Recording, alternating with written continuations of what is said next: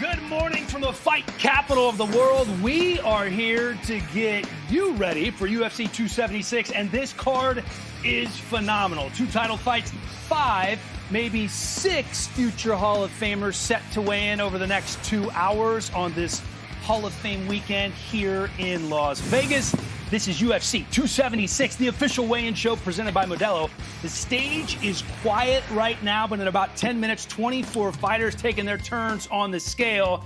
And all 4 fighters from the main and the co-main are waiting in the wings. Alexander Volkanovski, the champ, Israel Adesanya, Jared Cannonier, the challenger, and Max Holloway, all set to weigh in here in just a matter of moments. As always, the versatile Laura Sanko is with us. The champion. New Hall of Famer, newly minted Hall of Famer, Daniel Cormier is with us. And much to his chagrin, he is the second most handsome man from the state of Louisiana on the set today. Former interim champ Dustin Poirier here as well. Why are you looking at me like that? This is about Dustin, not you at this moment. I think your intro of me did me a disservice. I was not happy with the way... Daniel, son, please, son, could you bring something to Dad? Oh, thank you. Thank you, Pop. Can I have a kiss real quick? Read. Oh, yeah, that's my boy. Oh, I love you. Cute. Thank Very you. cute. And guys... What does your lower third say? And here we go. Let's go. What does it say? What's it say? Only UFC Hall of Fame Famer because he kisses the right asses. Whoa! Oh, they're doing It's you like dirty that, already. huh? They're doing That's you how dirty they doing already. me? Hey, but here's the thing. You lucky, Dan Haley, I don't decide to just run the show today because I'm the only one with a jacket like this. So shut up and let's get back That is to true. work. Are you gonna wear it throughout the show? I'm gonna put it right here because look at that crest. Ooh, that's nice, huh, DP? It's nice. That's nice. It's nice. It's nice. You see that DP can really appreciate this because he's going in the Hall of Fame. You know what I'm saying? But you, on the other hand, like that basketball picture with you and all those brothers, nobody knows you're not what going you're into the talking Hall of Fame, though. DP making his first, this isn't your first appearance on the weigh-in show. We've interviewed you on the weigh-in show before, but your first time as an analyst sitting next to your Louisiana guy. Yeah, my first time hydrated up here. Last time I was a little bit hurt. Good point. Yeah. Hey, I got an interesting little fact for you on Dustin Poirier. Talk to me. Dustin Poirier is a television guy. He will crush this. Now, think about this. Dustin Poirier at one point, guys, camera. Dustin Poirier had one point gotten an offer to do the Contender Series as a commentator. He was cornering one of our friends named Tim Metcalf. He's 60 years old. He had a fight. Dustin wanted to be there. Guess who replaced Dustin on the Contender Series? Paul Felder. I mean, could you imagine that? Yeah. I mean, look at Paul Felder now. This is probably 4 years ago. Paul Felder's making so much money doing commentary that he retired from fighting. I mean, Dustin. He'll be back. Hey, but I was in my This'll boy's be the corner new and he won the launching fight. That's And what he I'm won talking the about. fight. But you'll get Metcalf it won. back. He got another chance right now. Yeah, we go. That's Here we go. sacrifice right there. That is Tim owes him, sacrifice. I'm Tim owes dedicated. him That's a good hundreds man. of thousands of dollars. Well, I am glad that you're here. Obviously, the levity is provided by DC. Hopefully, the knowledge comes from you, which I expect that it will, Dustin. RJ Clifford always providing us with some entertainment as well. Have you seen the Wheel of Misfortune before? This is when we take a little spin and we got to do some So I did the silly things. pre-production meeting and I heard about the will. Okay. So- Yeah, so RJ, do you want to give a little ride? they guinea pig me first to test this out to make sure it doesn't kill anybody because I'm expendable. Well, you did some nasty stuff initially. Remember that first time when he let him choose him and he made us drink the whipped cream or whatever that was? 20 anytime push-ups. Okay, RJ, do you want to show us how to do those? Maybe I Sure. can make him Easy. do the push-ups at any point. How over many the am I course of doing? the show. These are Well, I feel actually... like the champ gets to decide when the push-ups are. Whoever has the We're belt. still right? doing Isn't this that whole fair? champion It's thing. easier That's for you, good. RJ, because your I arms want you are to short. do all 20 right now from your knees. Like the Like man girl that you push- are. Yeah. Oh, I want you to do them on wow. your knees. Ooh. Wow, that's an aggressive start yeah. to the I show. want that, I like that. I want that to live on the internet. Put it I think down. the Hall of Go. Famers actually should say, what's up with them? All right, There while we he's go, doing the RJ. push-ups, let's take a look at what we are here getting you ready for. UFC 276 on tap. Of course, starts with the early prelims at 6 p.m. Eastern on UFC Fight Pass and ESPN+. The Aussie Jesse Jess tipping things off against Yulia Stoliarenko. And how about the rescheduled fight between ranked middleweight Uriah Hall and Andre Muniz on the prelims? This one's going to be on ABC, the big channel, and the mothership ESPN as well. 4 fights, starting with a good scrap at middleweight, Brad Tavares, and the South African finisher, Dricus du Plessis. And, of course, the headliner on this one, Izzy's teammate Brad Riddell and Jalen the Tarantula Turner riding a 4-fight win streak. Main card, 10 p.m. Eastern time on pay-per-view. The Sugar Show facing his first top 10 opponent, Pedro Munoz. Former champ Robbie Lawler, tested by Brian Barberina, no doubt. Sean Strickland and Alex Pereira at middleweight. The winner of this one could be the next in line at a title shot. And how about the co-main? Volkanovski and Holloway, a trilogy title fight with Max trying to beat the champ for the first time after 2 close fights in the main event. Izzy riding an 11-fight win streak in the division against the dangerous Jared Cannonier. This is going to be fantastic. Let's start with the main event. We bring in the voice of the UFC and our MC as things are getting set to start here at the weigh-in show, John Anik. Let's start with the main event. John, what did you glean from the fighter meetings from Cannonier in terms of what his approach might be in this one against Izzy? It's good to be with you guys, and of course we're repping DC today. That's my boy right there. Research suggests that he's the only man to win both the UFC light heavyweight and heavyweight championship. So we'll see if another man can actually accomplish that feat. You know, I thought it was pretty telling what Jared Cannonier had to say about his willingness to get inside and try to force the fight with Israel Adesanya. But sometimes we as commentators have to be careful to not lean too far into some of that language, because not that they're lying to our faces, but, you know, sometimes they get their reads, they get their feels, and they change course. But, you know, Israel Adesanya's confidence is obviously off the charts. He feels like he has ratcheted things up. This training camp was even better than the one for the Robert Whittaker rematch. So just very excited, obviously, to see Adesanya continue to chase greatness. And as I've said repeatedly, the best part of this job for me is seeing a non-champion break through and become a first-time UFC undisputed champion. And that is what is in front of Jared Cannonier here tomorrow night. Volk and Holloway know each other very well. We have seen this movie before. The first time we've seen a trilogy when the same guy won the first 2 fights, but that's how close they were, especially the second fight. Seems like they're both very relaxed. What could you glean from these two during the fighter meeting? Well, we've seen this movie before, but these are entirely different athletes than they were when they last met at UFC 251, particularly on the Alexander Volkanovski side. You know, he has 2 head-to-head wins over Max Holloway, and those wins came when he was sort of not the mixed martial arts athlete that he is right now. You can argue Volko is the pound-for-pound best mixed martial arts fighter in the world right now. So I think it's a totally different version of Volkanovski that Max Holloway is going to be fighting here on Saturday night. But Max is in a great place, obviously. His last 2 performances suggest that he has taken things to that requisite next level as well. And, you know, I share the enthusiasm that you guys have for that fight. I mean, just an honor to watch those guys compete and maybe settle their trilogy. I think they might fight 4 or 5 times. We'll see.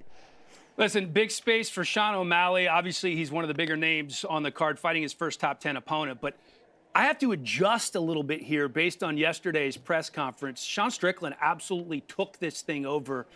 He could potentially be fighting for the title if he's able to beat Alex Pereira. Is he the most unique personality that we've seen in the UFC in some time? I know there's a lot of them. Yeah, he's a unique guy, but I think he's just liberated in the fact that he can be himself. You know, I like the fact that we can cuss on this program right here. I'm not necessarily going to do it right now, but he's just being himself. And I think foundationally, he certainly set up a fight with Israel Adesanya. He is not blind to the fact that he's got a hugely difficult challenge in front of him here on Saturday night. But I think Sean Strickland's got star power. Certainly he's resonating with our fan base. And if he can take care of business against Alex Pereira, and Izzy obviously handles things against Cannonier, I think the stars would absolutely align. All right, John Anik, got some work to do. Lights are going off on you already. Thank you, my friend. I appreciate your time. We will see you on TV in just a matter of moments. Love the shout out to DC. By I love the shirt too. Actually, they're available. You can buy them. You know, my boy John Anik, that's my best model. I have to read a promo read here, DC. All right, give me a minute. Okay, we'll be talking about you the whole show, guys. You know we love the moments, good or bad, that live rent free in our heads, and we do love Modelo as well. That is the presenting sponsor of today's special International Fight Week weigh-in show. Scan the QR code or visit Order Modelo to shop Modelo Delivery. Pick up and grab Modelo to enjoy today's show. We're going to be doing it. Modelo is a golden Pilsner-style lager that uses premium hops to give it a crisp taste. Modelo, brewed for those with a fighting spirit. And we are just seconds away from weigh-ins. And good news, everybody in the main event, every fighter in the co-main event here waiting to weigh in. So that is a great sign. That's huge. For these guys. You're so smooth. I try my very best, and it is time You're so for the weigh-in show to get started right now. The Hellcat. All right, let's take a look right now. Okay. As scheduled to be the first to the scale is Alexander Volkanovski, I believe. And I always wonder about that. If Alexander Volkanovski shows up, Izzy shows up at the same time, who do they put at the front of that line? Because I know that the champion can cut the line. Even if there's people waiting, champ walks right to the front. So who goes first in that situation? If Izzy's ready too? Well, I think The Thank you all headliner. for being here for the official weigh-in for UFC 276. Well, obviously not. And we Is will begin Volkanovski the with headline? undisputed Maybe he's just UFC saying you're my featherweight teammate. I'm gonna champion, let one you half go of the first. co-main event. What would you Alexander do? the What would you Great do? Volkanovski. Out of respect, whoever cut more weight, let him get up there. Oh, there you Let go. him get up Okay. there. Out of respect.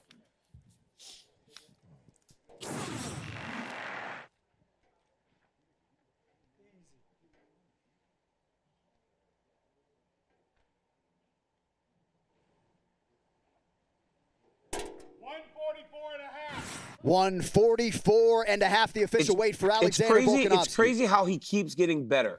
I don't know how this man every time not only gets better, but he just improves in every area.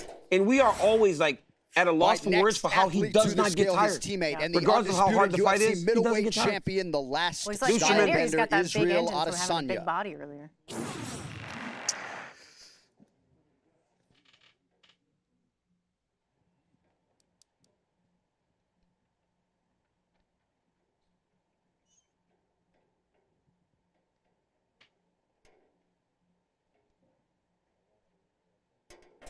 He looks good. I mean, 183, coming in under the championship weight. The official weight for the champ, Israel Adesanya. Yeah, you know, I've actually cut weight with Izzy before when we fought in Atlanta, and he has smooth cuts, always in a great mood. You know, I'm excited to see him defend his belt tomorrow night. All right, next athlete to the scale. Looking so the middleweight good title and challenger so and second-ranked UFC relaxed, middleweight contender, the Killer Gorilla, Jared Cannonier. Coming up to the stage here. No doubt the biggest fight of Cannonier's life. And the way that he's fought, winning 5 of his last 6, he certainly deserved it. He packs some power. yeah, when the only loss you take at middleweight is to Robert Whittaker, that's not a bad loss. Let's see here. 184.5, the official weight for 184.5. Jared Cannonier. Wow. Hitting the champ weight as well. Well under. And man, He's so muscular. he's so like, he told me in an interview one time that he thought he could make 170. Which is why, I mean, looking at that, I'm like, no way. But I mean, the believe man it, fought I don't know. heavyweight. It's One of the crazy. It's all-time crazy. greats, the former UFC featherweight So champion of the our world, title Max fight, our main Blessed event Holloway. is locked. And the co-main event potentially could be locked here in a moment as Max Holloway is on the scale. 144.5, the official weight for Max 144.5 for Max Your Holloway. co-main event Looking great, main looking events confident, and I are know official. this guy wants his belt back. 2 close fights, and here we got another one. He said that this was the easiest weight cut. All right, of now his moving entire along to a life. prelim Said, in the "You look welterweight good." division. He You goes, can see it live on both "Easiest weight cut ESPN and I've ever had." ABC. And he thinks he's going. He say hello believes to Gifted that he can make Gabe this one look Green. easy. He really does. So the middleweight title bout, the main event, is locked in. Their co-main and featherweight title fight between Volk and Max Holloway, good to go as well. This is Gifted Gabe Green. yeah, Gabe Green's been looking really slick his last couple of fights. He took on a guy that was coming off Contender Series. 170 on the nose, the official weight for 170 Gifted on the nose. He Gabe took off a guy Green. coming off Contender Series that had, some hype behind him, knocked him out. I mean, Gabe seems like he's really starting to put it all together. All right, next athlete to the scale, also competing in the 29-year-old welterweight LA area division, native live coming on off the pay-per-view back-to-back main wins. card. Hey, this is Brian Barberina, fighting out of Gastonia, North Carolina. Dustin, you're a scrapper. What do you think? This fight versus Robbie and me is going to be a banger, right? This fight will be incredible. I think this stylistic matchup, 2 guys are going to stand in front of each other. This could be a fight of the night. 4th fight in the last 12 months. 170.5, the official weight for Brian Barberina. He loves to compete, and honestly, he's let go of the idea of failure. All right, next fighter to the This is a scale guy is that the believes 13th so ranked middleweight in the world truly at in what present, he is doing Andre that he can find himself in there over and over again. And he's a fighter's fighter. I enjoy watching this Yeah, guy he's fight. fun. He's so Always fun. fun. And here is Andre Muniz taking on Uriah Hall in Man. the feature bout of the early prelims. He has all the momentum in the world right now. He's on an 8-fight win streak. Hard to 185.5. 185.5. Hard to official weight forget for 2 Andre fights ago. Muniz. Him Oh. snapping Jacare's arm like a big juicy carrot. You That can was hear disgusting. it. It's disgusting. Yeah. Not much grosses me out, All right, but now that one moving got on me. to a That was prelim live terrible. on Yeah, ESPN and he's ABC in the a middleweight dangerous guy. division, Dracus Duplessis. Hey guys, Trilogy here, fighting out of Pretoria, South Africa. Hey guys, I saw last time you guys had to try and spell my name and it was an absolute disaster. I would like to see you guys try that again and no cheating, no looking at the name beforehand. Well, Drakus is, Spell it. I mean, 185. He's looking right Don't look at down, you. don't look down, don't look down. Duplassis.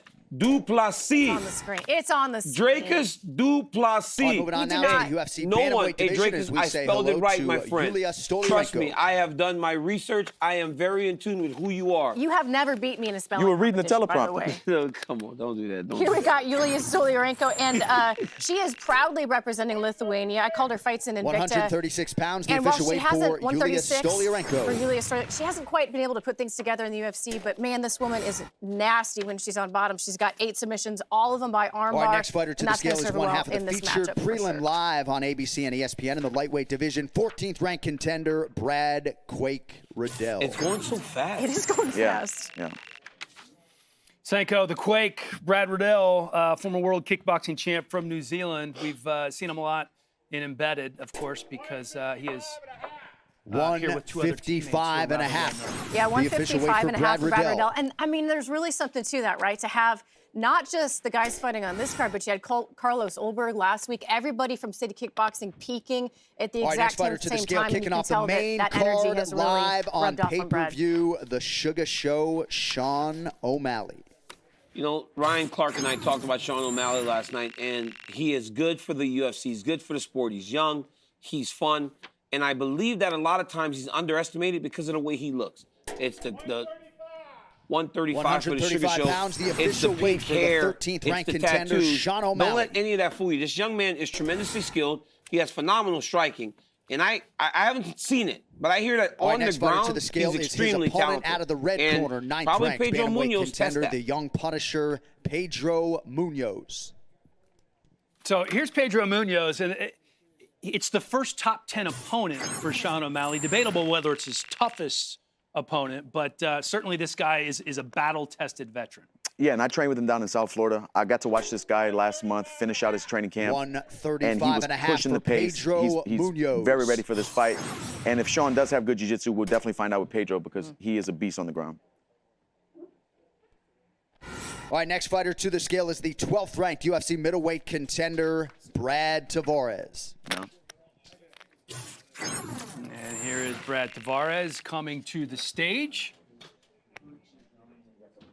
Another top 15 middleweight, 4 middleweight fights on this card. And Tavares has been through the war. 185 and a half, the official weight for Brad Tavares.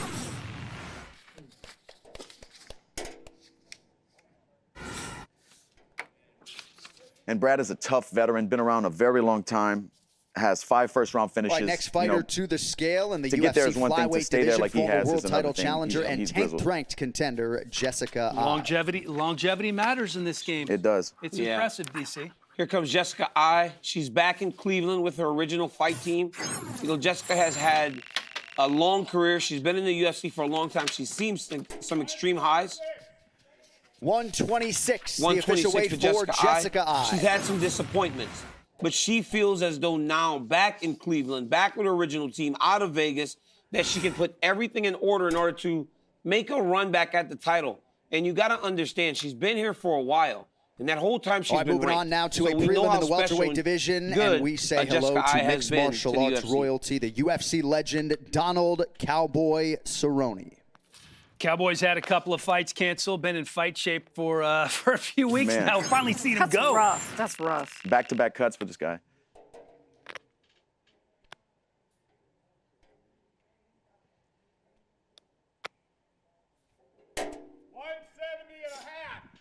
$170 and a Looking half, good the up there. official weight for But Donald you got to think Cowboy about it. A couple weeks ago, he Cerrone. was just at 155 pounds. So this fight at welterweight's got to be happy. You know, he's got to be happy coming into this weigh-in. So is Jim Miller. And these guys are competing for the most wins. Tomorrow night, whoever wins All has right, next the fighter most to the wins scale. in You can UFC see him history. compete in a prelim live on ESPN and ABC in the Yo, what welterweight up, division, fight fans? the future. It's the in future. Gary. Ian Machado, Gary here, fighting out of Dublin, Ireland, by way of Deerfield Beach, Florida.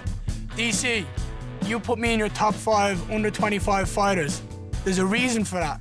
Tell the people why. And if you don't, I'll get you. And you can take that as a threat if you want. Take it whatever way you want, but at the end of the day, I'm still better than you in golf. This dude, He's just threatening you he's the on best. television. He kind of threatened me. Like, Kinda I'm threatened pressing you. charges on him. I want his fight first.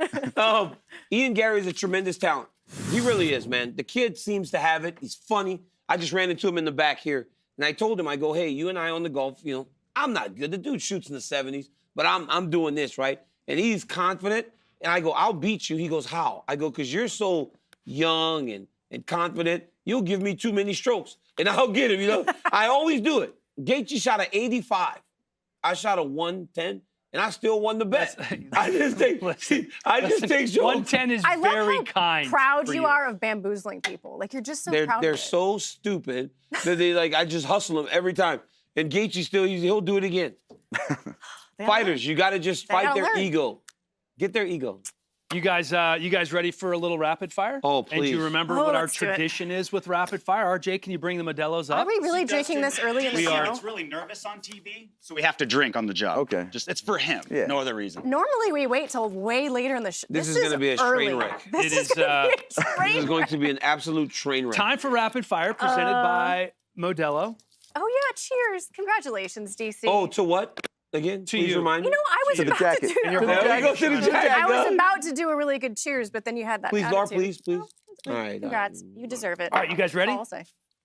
Dustin, these are it's rapid fire for a reason. You can be quick. DC sometimes not so quick. Senko, it's iffy.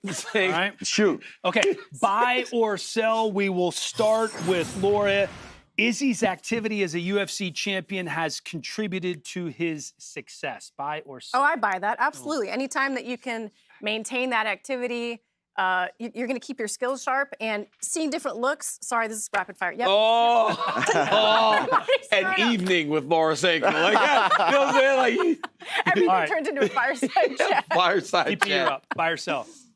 Bye. Izzy's activity as a champ has contributed to his success. Bye, for sure. You know, this guy's been busy putting on great performances. He's the champ. What can we say? Sell. It has nothing to do with it. He has it, and it does not matter. If you have it, it's going to show every time you're out there, even if you're gone for a while. Sell. He could not fight for a year. He would still be the man. Just so you know, Dustin, even if it makes no sense, he's going to disagree with whatever That's I not say. true. Did what I just just say make no on- sense? on Did what I just say principle. make no sense? It actually did make sense. You do enjoy being the contrarian, but I kind of agree with you on Right? this one. All right, true or false? Yeah, good point. Izzy will surpass Anderson Silva's record of 10 UFC middleweight title defenses. True. I think that that's true. I mean, he's young. He's still in his prime. He's still peaking. I think that he will surpass Anderson Silva. He's at what, 6 now? Yeah. I'm going with true as well. You know, the guy's looked incredible. And the middleweight division, if he defends the belt tomorrow, who's next? You know, that's what I want to know. I want to know who's next. I can't do this because that would say that I'm picking him to beat Jared Cannonier tomorrow, and I can't pick fights. So I'm not going to do this. All right, you're smarter than you look. All right, buy or sell. Jared Cannonier lands at My least next athlete one to the scale in the knockdown. UFC, no? Oh, wait. Stand We have by. a weigh-in. No, I've got time to think. Yeah, no, you can kind of let this one marinate Yep. for this Really one. drink it, Jesse baby. Jess. Yes. Her Next athlete to the first scale in the UFC women's bantamweight division, pay-per-view Jessica card. Rose Get up in Clark. there. And Yeah. she's been around for a You minute. don't drink no She more? has, and she's, I do. I've been she's slowing so it down. bubbly. How could you not love Jessie Jess? She is so excited to be on this card, Mine too. helping What a dog. represent the father. Anzac region of the world, even though she trains here in the United States and has for quite some time. 135 and a half. She is 135 and a half, the proud official to weight represent for Australia. Jessica Rose Clark. She got a lot of work and she focused a lot on her jiu-jitsu this camp, worked over at Team Alpha Male a little bit with the wrestling, so I expect a really well-rounded game out of her this time. All right, looking forward to that. And that, of course, is the curtain jerker, the first fight of the night. All right, we are talking about Jared Cannonier, playing a little rapid fire here. Does he have at least one knockdown against Israel Adesanya? No, I don't believe he will. Izzy's never been knocked down, and I don't. And he knows. Thank goodness I said that because He caught your ass, huh? on stage. He caught your ass. Yeah, Israel Adesanya's Adesanya is very- now waiting off stage. You got now. a robe on. Changes a little bit how What we up, can champ? answer Yeah. How you questions. feeling? What's happening, man? I hear the voice of God. I What's almost up? caught him on the backside What's when he walked past me. Rightio. Are we live? We are. Yeah, you do. You kind of like the graphic in the back kind of matches Help your that man's robe. called synergy. Raise him up a little bit. Raise him Oh, up. raise me up? That's right. 6'4". Oh, shit. There we go. That's right. No, there you I'm the go. boosted. Oh, I can do the thing with my legs. No, you Never done that before. I've done that. look good. I'll live that. You know, Thank I mean, Appreciate the weight cuts are easy. Yeah, I was at 183.5. Light work. It is light Yeah. work. I mean, Why do you Not get so time to- light? Why not stop at 85? I get competitive. So me and my wrestling coach, we have this thing. Sometimes we play table tennis to finish off the weight cut, and I feel like it's cheating because I'm dehydrated. I haven't really had breakfast, and he's all pepped up on coffee and juiced up. Should call Jeff on him. So I said one game this time in Abu Dhabi, Fight Island. It got up to 9 games before I beat him, but this time I game planned on the 3rd game, and then I finally realized the mistake I was making. I'm getting too excited. And I'm like, I don't have the energy to get too excited. Just play the long game. So in the last game, I got up to match point, and I felt like I'll stop there. So that's how I got to 183.5. You burned 1.5 pounds playing table tennis? More. I was just telling these guys that I think in Atlanta we cut weight together and how smooth it was for you. I was watching you. I was like, man, this guy's got to. You came in ready. I'm always surprised, to be honest. My body is shout out to the fight dietitian Jordy because whenever I get to fight week, I look at the scales and I'm like, dude, I had ice cream last night. Who comes in 1.5 pounds under in a championship fight? That's smooth work. It's me. That's I smooth do. work. Yeah, but so Jordy, I had ice cream and chocolate last night. He's like, that's only 100 grams, and it's pecan flavor. And then it was just. So Jared Cannonier, right? You said to Laura, that's right, ding, ding, ding, ding. And because the question was posed, does he have at least one knockdown in this fight? But if he doesn't have that knockdown, right, and you've been very difficult to hit, what's Jared Cannonier's path? Like, how do you think he approaches a fight with you that allows for him that? Because you got to think as the opponent at times, right? What is this guy going to do to try to beat me? How do you think Jared Cannonier comes out there? I think he should try and wrestle, but I think it's a bad idea for him. But if he wants to strike with me, it's going to be a worse idea for him. So there's nothing. I've watched, actually, funny enough, for the first time, I watched the Brunson fight this morning as I was on the weight blanket, or what you call it, the sauna blanket. I was watching it, and I was like, huh, okay. And then you got knocked down. Yeah, then I watched the Rob fight, and I watched the Kelvin fight, like highlights of it, and I was like, huh, interesting.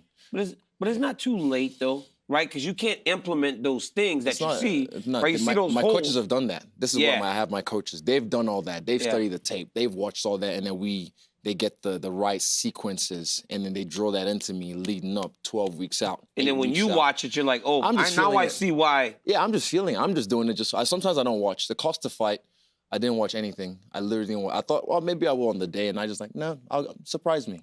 That's how I felt. So that's why I just thought, just let me have a look, just to pass the time, really while I weight cut, not really for anything else. If not, I wouldn't have watched it. Right, right. The big question for me in coming into this fight is, how will he close the distance? You know, he's a big puncher.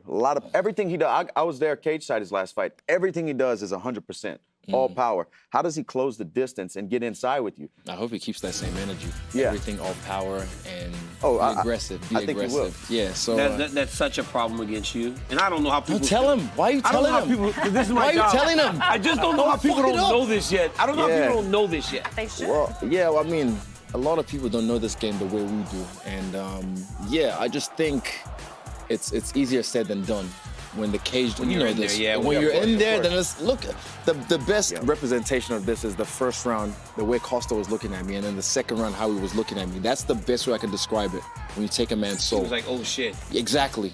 When guys are missing punches and you're touching them and making them miss, being the matador. Catching fresh air. When you lock eyes again, you know you're a step ahead. It's a whole different thing in there. And that energy, that blood in the water, you just know, and it's like, right. And then I get bigger. Then my energy grows. No, the momentum is crazy. Yeah, Now, that's what I've been Izzy- saying, man. The momentum, yes. Sorry. As much as I love talking to X's and O's, it is difficult for me to sit up here and not appreciate that you have a better manicurist. Yeah, than man, I the do. drip tips, the drip The tips. drip tips are beautiful. I even got pulled up on them before the commission came and was like, oh, we need to check your nails. No. No, they said, You're and like, it's painted. I let them There's know, I was no like, it's an edge. illusion. Exactly. It's an illusion, baby. Exactly. Jazz hands. I was talking to a male Why you fighter, do and that I'm to not your gonna. hands? Me. It's fun. Like, but why? Like, It's me. It's fun. It's nice. Can I say Exactly, something? thank you. That's sleight of hand, I mean, I just don't know, like, That's sleight of hand. When that jab's landing and you see those You don't bells, see him coming. you got to go back to the corner. You got on the bathrobe. And also, it's like, I mean, like, you're gonna get whooped by a dude who wears pearl necklaces. That's what I'm saying. drip We have tips. pearl necklace. Also, hold up. Let me get the, Oh my let God. Let him see it. Let him see Hey, it. bro. Look at these ones. See what I mean? The other day, somebody said to me, I was making fun of Jared Cannonier's feet. You went around house to And the they head with said- those bad boys? They said, who in the world do you think has nice feet? I go, I'm pretty sure Israel Adesanya has nice feet. When I paint them, I have nice feet. If not, they look like tree bark. If I'm being honest. But I call these ones, kick them in the face, send them to space. There you go. That's the name. Love it.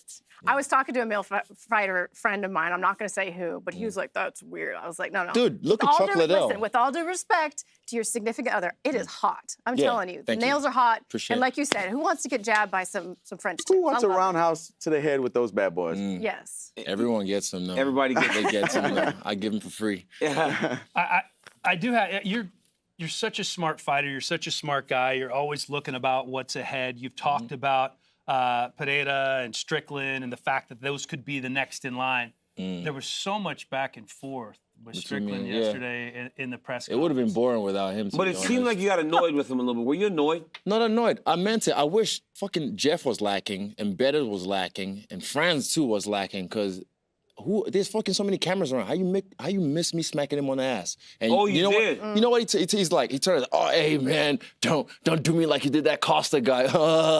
And I was Really? like, that's what he said, and I was like, You know why he said that? And I said, we'll see. You know what? We'll You know why I said that? I Why? said we talked to him in a fighter meeting, and I made reference to that. I go, you go too hard against Izzy, you end up like Paulo Costa. I said that to him, and he must have repeated my line. That dude owed me some money, Yeah, copyright. that's literally what he said. And I said, we'll see. But I mean, yeah, he's doing it for the show, for the fans, and he's a. Yeah, I think he believes it. Yeah, he believes what he says, and that's one thing I'll say. Same thing. He was honest about me. I'll be honest about him. I like the fact that he speaks his mind. And I told Tim, because we were under the same management, I said, look, if we have to fight, he's going to go low, and I'm going to limbo. I'm going to go lower. So I don't want to hear no, Izzy, can you take that post down? Hey, you're not really Izzy, can you afraid take of that because you was hitting Jones real low. Yeah, hey, man, I limbo. You go low, I go lower. They think I take the gloves come off, man, I get the claws out. You know what I'm saying? Yeah. But yeah, we'll see. Let him do his work. Let him focus. I should have got one line I forgot because he was talking about I don't never take a pride in any other man's work. So the fact he's taking pride in Pereira, Yeah, that was I'm a little. bitch. Should I call Kamaru right now? Should I call Kamaru right now? Because he knocked your fucking ass out too. Yeah. But I let that one slide because things were a little bit too shaky at the time. So we talk about spinning ahead and thinking about who you could be fighting next, and you put so much thought into your walkouts and the song, Everyone really, what you're wearing. really gets into it, don't Anything? they? Yeah, heck yeah. Anything It's a special thing. cooked up Yeah. for tomorrow night? Man, if I tell you, it's not going to be a surprise. I'm just having fun. This is hints. I already told DC. Just think WrestleMania, and then I love that shit too. So I'm good. Okay. We gonna pop at the desk. All right. Izzy, thanks to you're the most He is the easiest person after making weight that we've ever had. Ever in the history of the show. Bro, everybody's so severely dehydrated. It's hard for them to. And I know you're dehydrated, but the energy's low. My guy gets me ready, Jordy from The Fight Dietitian. Good energy Okay, for sure. so And Get some rest, champ. speaking on the walkouts, I was there in Houston when you fought, and That's just right, the main event. I was right there, and just the energy and the cage presence you have between rounds, getting off your stool, you're just in the moment so much. These fighters are always looking for that. Me still competing, I want that. What you look like, that's how I want to feel, just Right. in the moment. Even Alex was talking about the same thing. He reminded me we were asked the question, when was the first time you guys met? He reminded me of a time in Thailand we did stairs, and he said, yeah, I saw Izzy go out on the beach after we did stairs, and he just soaked it in. And I was like, oh yeah, I do remember that. I forget these things. He said there was no cameras around, and people think it's all fake, but he was just there, just like. You're a was guy, me. when I watch you fight live, I'm thinking there's no other place this guy should be than in that octagon. Appreciate that. Yeah. Thank you. Yeah. Thanks. That's a good one from you. Appreciate Champ, that from you as well. Thank you for coming, man. Congrats We as appreciate well. that. Yeah. And thanks for admitting, finally. Hey, bro, I had to come clean. Hey, you know one thing? The weekend after that, I was like, let me see this. And I went on the scales at the gym, at the old gym, and I tried it. Guess how much I took off? 30 pounds. 2 kgs. Yeah, 6.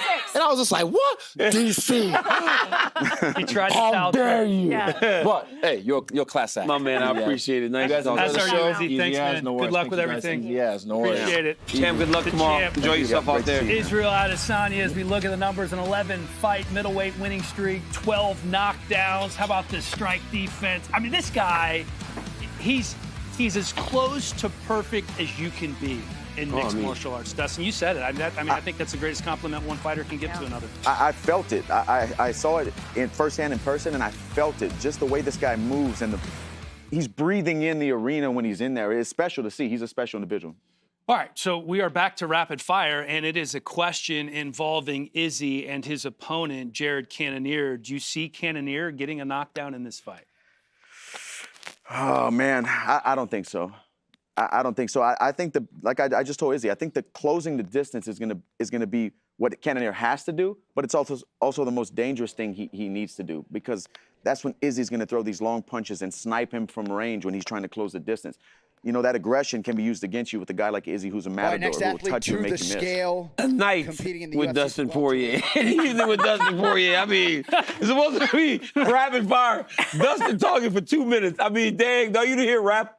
They That was said more rap than me. 8 That was times. more than me. It was a great That answer, was but more than geez. Oh, come on, man. I mean, should we bring Jolie up here? I mean, the soft music playing, and everything at this point. No. The Modelo is flowing. The man. Modelo is flowing, right? Nice glass of wine. Looking real What you cultured. said, I thought what you said was great, Dustin. He won't. He I won't. thought it He was won't. wonderful. I don't think he will. The way this fight hits the ground is if there's a takedown, not a knockdown. Izzy's too hard to really get to. Yep. All right, true or false? Cannonier is the biggest power threat that Izzy has faced. I'll say true. I mean, it's difficult to measure, power between him and Paulo Costa. He's faced big punchers before, but man, you got that heavyweight engine, the Mack truck engine, and Lamborghini body. But what is that face? You always make that face, DC. Because sometimes he says some that shit. face? Look, Go ahead. I think false. Even though the guy's fought a heavyweight, light heavyweight, coming down to middleweight, he's going to be heavy-handed. But Paulo Costa is such a big man. I believe Paulo Costa is going to be heavier than Jared is going to be tomorrow night, when they fought. And I think Paulo Costa's punching power is amongst the top. There's only one guy that he's fought that has legendary Polish power. It's Jan Blachowicz. That's the biggest puncher that he's ever fought, by far. He was a light heavyweight champion of the world. He was disconnecting people from their senses to become the champion. How is this a discussion? I'm about to leave. One more time. You guys both have one more time to say something. One more time and I'm out of here. Helly, one more time, Helly, and I'm leaving. It's unbelievable. I mean, put him in the Hall of Fame, and now he doesn't want to stay on the That's show. ridiculous. Man. Oh, my goodness. Alexander Volkanovski going to be joining us in just a matter of moments. So let's ask a Volk question here. Buy or sell? Alexander's 21-fight unbeaten streak is arguably more impressive than Khabib's 29. Well, be careful, DC. What was that noise you just made? Well, could you answer the rapid fire, please? Because I'm getting disrupted. I believe it is, because when you look at who he fought in the UFC, absolutely. That is an incredible streak. The resume of the streak is absolutely arguable to be equal, if not better. You want to go? Then I can give my answer. This is when it gets awkward. Yeah, it gets awkward because the man's staring at me. No. To compare it to Khabib, it's tough for me to do because the guy beat me. Yeah. That's fair. He's a special individual, as is this man. Volkanovski's record is filled with cupcakes. He's gotten softball. Oh, yeah. Give it to him. Volkanovski's gotten softball. Give it to him. Volkanovski's gotten softball after softball. Oh, my in order to God. become the champion. He has been his record has been padded from day one. Right. So to really put him up against Khabib Nurmagomedov is absurd. He did not have a tough fight in his life until his first Max Holloway fight. So no, it's not the same. He has been fed cupcakes his entire Alex. career. Oh, Alex, hey, nice to see you. Alex, come on out. We going in? Let's make this more I'm just awkward. messing with you, my man. That's my guy right there. Yeah, this dude's the man. Cheers. Hey, good to see you, man. Fighting at that weight class to win that many fights in a row it's incredible. Yeah, it's incredible. And I said that before I knew you were here. And to come in with back-to-back wins over one of the greatest featherweights of all time. For sure, He's for in the conversation for sure. And here we go again. The trilogy, the third fight with Max. Yep. You have looked and seemed as comfortable as you have ever been. Even when there's like trash talking that's getting started in the press, you just kind of diffuse it. Come on, we love each other. You love me, I love you. Yeah, is man. this as comfortable as you've ever been? Well, it is. Kind of You fight? know, I'm just comfortable where I'm at right now, and I don't think we need to build this fight up like that because everyone wants to see it anyway. Everyone's pumped up for it, the trilogy, and we did our work to put us in a position where people want to see it again. And obviously he wanted to maybe get in my head and maybe use the crowd to try and get me, but it wasn't working. He's seen that, so he let it go anyway. I just tried to tell him, come on, mate, this ain't you, relax. We get to dance Saturday night, and yeah, obviously he let it go after a while. He seen it wasn't getting in my head, so that's all good. You know, I don't take it too serious. I was enjoying myself up there, and it was actually, it's funny he did that because I wanted to use the presser as something to fire me up. I was sitting there saying, like, I was having a lot of fun all week and I needed something to fire me up. I was talking to even my sports psych and I was like, I need to, even if, because I actually thought the presser was going to be chill. I thought everyone would be chilling and having a little laugh and it'll be all cool. I didn't expect it to be as wild as it was.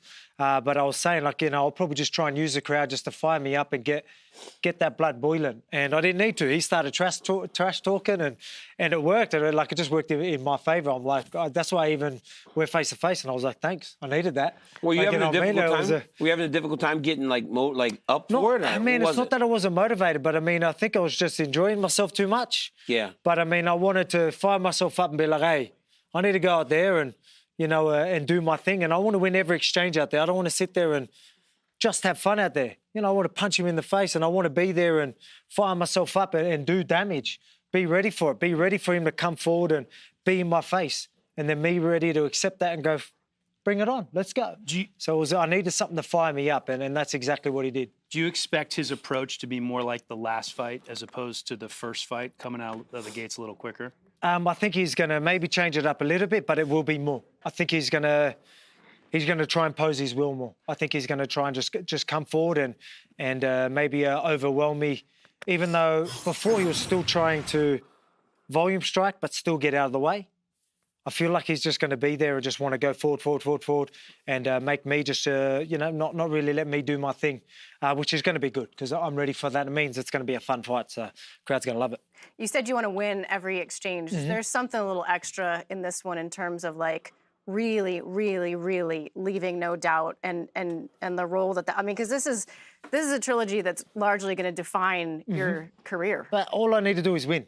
That's all I need to do. I'm not going to let anyone's chat and whatever they're saying going to change. All I need to do is win.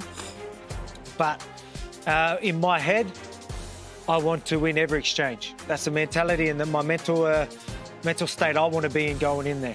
So every time he's going to sit there, he's going to try and do his thing. He's trying to get in my head, and if he lands one, he's going to try and look at me and be like, yeah, you like that? And I want to be, yeah, I like that. I want to give one straight back.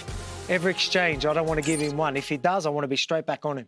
Watching him bet it feels like there's a family reunion going on, honestly. We're having too much fun, man. That's what I mean. I was like, I'm enjoying myself too much. Those competitions are great. Mate, it really is. Honestly, it's a whole different vibe. It's always a good vibe, obviously, but I mean, we've got a whole heap of people here, and we're just thriving off each other. But again, I just wanted to get that the fire in my belly, getting ready for the fight. You know what I mean? Like, as I said, I need to prepare that Max is going to come and be in my face. You know, I want to sit there and feel like I can just, chill and have fun, because that ain't going to be like that. So I needed that. At the presser, I was going to try and do it myself, but he did it for me. He put a new fire in the belly, and, mate, I'm pumped. I really am. And, now I get to hydrate, have a good feed. I might cook a barbie tonight as well. I've been cooking with Volk. Make sure you subscribe to my YouTube channel. Subscribe. At Alex Volkanovski. You know how it is. I appreciate it. Content coming your way.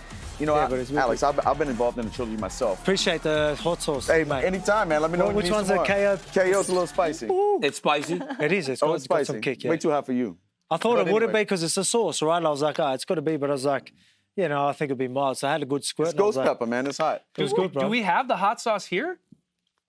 That can wait. I can't taste that right now. But I have it in my hotel room. I can bring it. I can bring it. All right. But I've been involved in the trilogy myself, so I know preparing for the same guy 3 times without giving your game plan away. What in those first 2 fights have you really felt, whether it was timing or just a weakness in Max's game that you think you're ready to exploit tomorrow night? Man, it's more where I'm at. Bold Volk, as I said, like he's a whole different beast, you know what I mean? And he hasn't faced Bold Volk yet. You know, I said it to you the other day. So he comes with a whole new attitude and a whole new, fire, you know what I mean? So it's more me. He's always been a great fighter. Of course. And people saying he's getting better. Maybe the drive is more. I see a bit of improvements, but his confidence has always been there. His knowledge has always been there. I feel like I've raised the bar in so many different ways. That he has included, that he's always had. And he's been in the game so long. I'm still learning so much as we go, so much about myself. He knows himself. He's been so comfortable in himself for a long time. I'm just starting to feel that now. I'm just starting to be comfortable where I want to be. Not only the knowledge of the game, the knowledge of myself, how I fight, what works for me, how I nullify people, how I can break people down, all that type of stuff. I've got a real understanding of how I work, how people work, and how the game works. That's where I feel like I've raised the bar. Plus the skills. I know, DC, you don't like to hear it, but I'm coming for you, boy. Hey, listen, I can't have a dog in the race with him sitting there at the octagon. I can't. I got to watch the fight, and honestly, it's been 2 great fights. I know RJ's supposed to come up. So, I know you consider yourself the Australian Bobby Flay. Fuck, that's not for me. Oh, the best cooking I can do is just rubbing Vegemite on a piece of bread. Nah, man, you just got to let me do it for you. So, is it done well? That's not done well. What is just do it. You'll get through it. But I mean, like, what is you'll get through it. You need the Vegemite. You need to just all you need is you need a butter. The butter you it need up. Butter first. So you want a fair bit of butter, and then just a little bit of this stuff. This is too much. This is it's all right. You'll be all right. But I mean, yeah, but I have tried it before, and it's it needs salty. butter. Just go. Whatever. It's just salty. Lord knows I like butter on a sandwich. But trust me, you got to give it a chance. Let me do it for you one time. Oh, that is terrible. Oh, man. What is that? Listen, I like what y'all it. eating in Australia, really? man? It's just like Marmite in the UK. Marmite, yes. That's a lot like Marmite, but it needs the butter. Oh, my God. You get that is disgusting. They got to aftertaste. It's cold in my mouth. Man, look, it's like as thick as Nutella or something. It has a lot of like B vitamins in it. That is actually it's terrible. Just like full of like yeast. I'll just take a I don't know multivitamin. exactly, but if you ever trust me, try it with a bit of butter. We'll butter it up, melted butter, and a little bit of. Look at it. Yeah, it's bad, isn't it? She eating the whole thing. I love it, right? She's tripping over. She does that. She does that. One time she ate a whole bunch of hot chips, and then the next thing you know, she in the corner like can't breathe. Y'all are a bunch of. Don't need that whole. Arabella, Joe, you should have did it properly for him. I'm good. Volk, let me ask you this. I'm not eating any more of this. That's iconic in Australia. You do them dirty. We over here just shitting on Australian cuisine. Hey, listen, come to Louisiana, man. Come to Louisiana. We'll give you some good food. Yeah. What is it? What red beans and rice gumbo. We will change your life. Jambalaya. We'll red change beans and rice. And we will change your life down there. Cornbread. Get some It is beautiful. Red beans and rice. It's tremendous. Pretty good meat in there. How about the Kansas City barbecue? But Volky, I love a good barbecue. Volko. But they won't do a steak like me. I told you. Hey, your no steak. one can do a steak like Volkanovski, me. I hear your steak is the real deal. You're doing it, man. But listen, Volk. Alexander Volkanovski on YouTube. Go check it out. One quick question before I let you go. I was talking to someone that said, they were talking to me about you and Max Holloway. And they said to me, if Max Holloway fights Alexander Volkanovski 10 times, he'll have trouble beating him 1 time. Because they thought that in the second fight, when he started so wonderfully, because you were able to make reads in that moment to make the fight what it was, that they don't know if he could ever get past you. How much do you take from that performance and apply it into that? Because it started off as bad as it could have started. Man, look, I've been pretty quiet about. And I'm not going to get into it, but I mean, I can because it doesn't matter because I get to prove myself Saturday anyway. I did not turn up Fight Island. There's many things that didn't go my way. Not only the fight, he changed, he done well. Like, I'm not taking nothing. He turned up. He was firing, good game plan, new strategy. Took me by surprise. There's so much more behind that as well.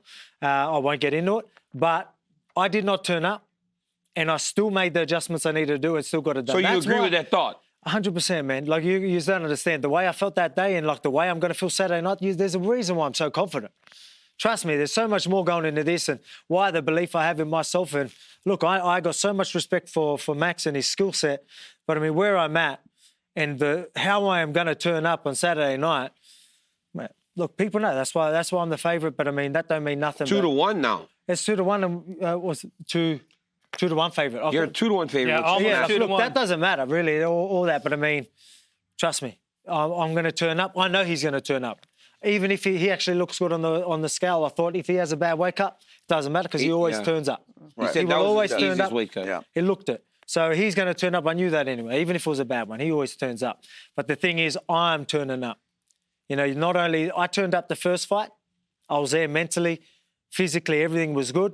But I mean, the fighter I am now and how much I've evolved since then, plus turning up, man, I'm going to be unbeatable Saturday night. And people are going to see it. But again, it's not all talk. Well, it is all talk, but I get to show it tomorrow, right? Yeah. So that's the beauty of it. So I can talk the talk because tomorrow I get to walk it. I mean, you got 10 rounds with the man. It's not all talk. Exactly right. You've proven it. Cannot wait. Let's get you off the set Yeah, you here get me so off. you can continue your Let me eat. recovery. Alex, go. thank you, my friend, as we take a look at Look at the Vegemite. Hey, Volk, look at the Vegemite, Volk. Look at the Vegemite. I know. I knew that was Look at going to that. be the reaction. So. Oh, like, oh my That's God. why I'm a that's little some disappointed. trash. Look, DP, DP, do it for you. It's not DP, time. that's some trash. Look at- is. I grabbed them. Look at that. That was a little mini That's fight. thick. Oh, Oh, it hit me. It hit me. You know what it You tastes right. like? If you could solidify Butter. like bone broth or something it is into a disgusting. jelly, that's what this That is tastes like. disgusting, bro. It's not my favorite thing that I've ever had, and Senko's still tripping. eating it. But you made like weird peanut butter sandwiches. Yeah, dude, she Take a put, look. remember that what she put on her peanut butter? Butter. I don't That's know. what this needs. But it's not as good as Alex's That's what Volk resume said. here. Volk said it needs butter. I mean, 11-fight win streak in the UFC, tied for the second longest active in the promotion, a 21 overall fight win streak. This is. I'm telling you, the All right, co-main next and the main athlete event to tomorrow the night scale, couldn't be more competing pumped up. in the Jim UFC's Miller, welterweight division, a 40 legend, making fights his on his record resume in the 40th UFC, longevity, Jim Miller. success. The man's resume speaks for itself. It does, and he is littered across the record books. Been here so long. Tremendous striker, fantastic grappler, and honestly feels like he is in a matchup. 170 and a half, the official weight for 170 and a half Jim for Miller. Jim Miller. This is the type of fight that you want to see him in and see Cowboy in, because they're not in there with these young killers that are just like going up towards. They're not fighting Dustin Poirier anymore, right? Those days are done, and that's good for those guys because as they kind of round third coming into home, it's like good to fight. It's great matchmaking. Yeah. It is. It's a fun fight. If you've been watching this sport for a long time, you're excited about this fight. DP, you gonna hit another bit of that Vegemite? I would not. You might want to I will scoot not. this away just I a would little not. bit. I tried to give it to Volk. I know he's hungry. He said no. Yeah, he said He said no. He's waiting a minute. Didn't want any of your hot sauce. Didn't want any of the Vegemite. At least not right now. But he does want his third win bad. against Max Yeah, that was Holloway pretty at bad. the Trilogy coming up on Saturday night. That was bad. So it all comes down to this. Max Holloway ready to take on the next challenger, Alexander Volkanovski. Ooh. Good right leg kick by Volkanovski. Nice left hook by Volkanovski. There's another good low kick. The early leg kick numbers encouraging for Volkanovski. He adds to that total there. They have studied Max Holloway's game very well. Again, inside low kick. Holloway able to double up on the jab there. Oh, good combination by the champ. Body, Alex! Show me the body! And now he points those toes to the body. Volkanovski picking his spots beautifully here. Certainly a lot of credit to Joe Lopez, Eugene Behrman. Another right hand for Volko. Oh, big uppercut by the champ. Holloway starting to have some moments here, round 4. Big right. Holloway eats it like a champion. Oh, good right hand by Volkanovski. Holloway rips the body. One of the greatest featherweight runs of all time, in danger of coming to an end, but Holloway starting to find the range. That's not good. It's finished. Holloway with a late flurry. Alexander Volkanovski and Max Holloway go the distance. Well, no doubt Holloway's future is in the UFC Hall of Fame, but the story tonight is Alexander Volkanovski. City Kickboxing has a second UFC champion, first Australian-born UFC champion, and by the way, 18 straight wins. The Volkanovski era is officially underway.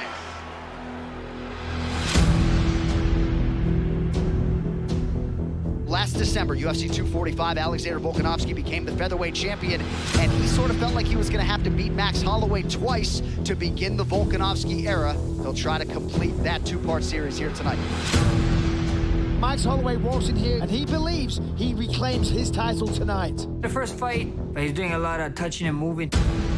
Fought a great game plan, you know. Alexander Volkanovski trying to leave Fight Island the way he came as the undisputed UFC featherweight champion. The second one, I was like, he's probably going to doing this touching thing. Alex clipped him there. Getting in, getting out, and he was, you know. Oh, that was good. Oh, that's an amazing combination. Look at this, wow! Holloway really diversifying the attack here tonight. Oh, man, he's down again. I was able to clip him a couple times, you know. I did my job. And Max Holloway certainly believes he has done enough to begin a second era as the UFC featherweight champion.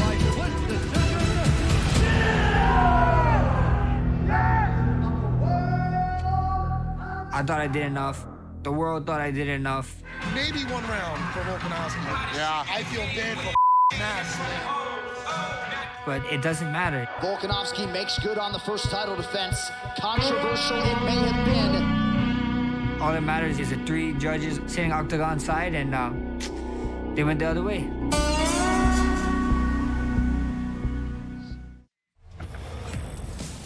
The trilogy that we have been waiting for. Volkanovski took the first 2, but boy, were they close. And Max Holloway will get another chance to regain the belt that was once his. Back to the weigh-in stage, Uriah Hall to the scale is stepping to the scale right now, the 9th ranked middleweight contender in the world. What do you think, Dustin? He's a fun fighter to watch. Every time I see this guy, I think about that spinning kick on The Ultimate Fighter. You know, it's like a memory that's stuck in my head. 186 pounds, the official weight for the veteran Uriah Hall. Every time I see him, I think of us talking about Dave Chappelle when we was cutting weight for a fight together. And there it is. Max Holloway is with us now. I love the weight cutting stories. Any fun weight cutting stories for you this time around? With him, me and him, he was like doing Dave Chappelle jokes. The whole weight cut was fun. Yeah, Uriah Hall's a cool dude. So he's a little funnier than we might think. Oh, he's a lot funny, bro. He just don't want to talk to y'all. For real. Yeah, especially you, DC. He told me I don't want to talk to DC, huh? Why are you so disrespectful? He said he don't want to talk to the baddest man on the planet. You're like number 3 on the stage right now because we got Poirier here. I'm up there in the pound for pound baddest man Let me ranking. just say this, dog. Say his name right before you start trying to insult me. His name is not Poirier. Wait, his name is Poirier. Poirier. You said Poirier. You got Poirier. Oh, sorry. You can't say Poirier. Sorry. Hey, guess what? The baddest man on the planet doesn't mispronounce last names. He just had a massive weight cut. He can't. We had a baddest man on the planet here, and who won the shoot? I won. No, you did Remember, not. I taught Dean how to ride a bicycle. I won. I taught Dean how to ride the bicycle. You taught Dean one thing, and Dean was throwing for you. He was like, when I was trying to teach him, he was like, I'm gonna throw for Daddy DC. That's what he did. Remember that advice I gave my son about getting beat up at school? I had better advice. It was Dustin, what would you tell your kid about getting beat up in school? What would you tell your kid? Not fight back. Oh, we fight back. Oh, exactly. That's why. Why did they score for me then? I have no idea because I think this is we don't turn the other cheek. We clap the cheeks, DC. Clearly, this show is nothing new for Max because he's already been on the show. He's already kicked DC's ass. That's not true. And now he's hoping to kick some ass tomorrow night. You're approached the 3rd time around. Yes, sir. How different is it going to be than the last 2? It's going to be a lot different. It's going to be a lot different, man. Like I've been saying, tune in tomorrow. It's going to be fun. A volcano is going to erupt tomorrow, and I can't wait. Max, you said that. It's just us here. It's just us. You can't give us a little bit more? No. I mean, that's why. That's fun. Get you guys pay-per-views out. Click on it. Buy it early. Tune in. The last couple of fights you've had have been absolutely next level performances from you. I know in your personal life, you had that beautiful wedding. It just seems like all of your life is coming together and really aligning. What does that allow you to do in terms of like who you could be as a fighter out there on Saturday? I mean, I got a wife at home. She takes care of everything. She does more than enough for me and Rush. So I just got to go out there, get the job done, Get the job done, show these guys what I've been doing for the last 2 months. And I would do it in a fun way to come tomorrow night. Is in this fight, are we going to see a faster start from you like we did in the second one? You know, we see. That's for us to tune in. We can't give away. I know. I mean, you guys already talked about it. You guys not going to see it. I'm trying. I was following up. Yeah. You can't give away too much. Yeah. And I asked Volk the same thing. You spent 10 rounds with this man. Uh-huh. There are certain things that after you fight a man for that many rounds, you go back into training camp with just little images or little moments from the fights that live with you throughout training camp. Without giving anything away, what is something in those last two fights that you know that you have an advantage of, or that you know that you can exploit? You guys gonna find out. Because I know there's something. You're gonna find out Saturday night. That's it. I told you. I had something. 10 rounds with this guy. You just said it. I had 10 rounds.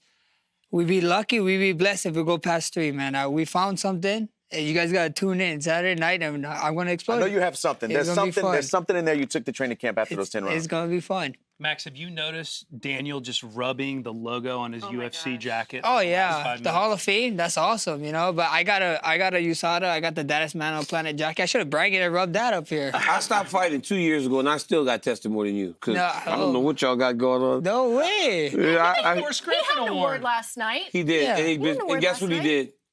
Disrespect me on this video. Yeah, hopefully he did. Did you laugh? Thank God, because if he.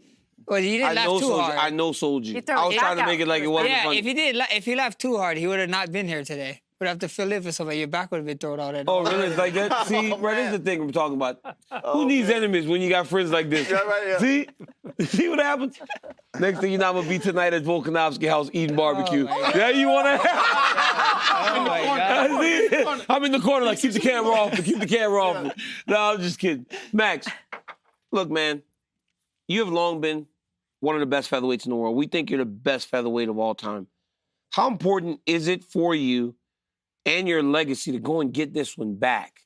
Because as I asked you the other day, it's hard to see what's next if you lose to a guy 3 times. How important is this? And does that weigh a little heavier on you as you go into this fight?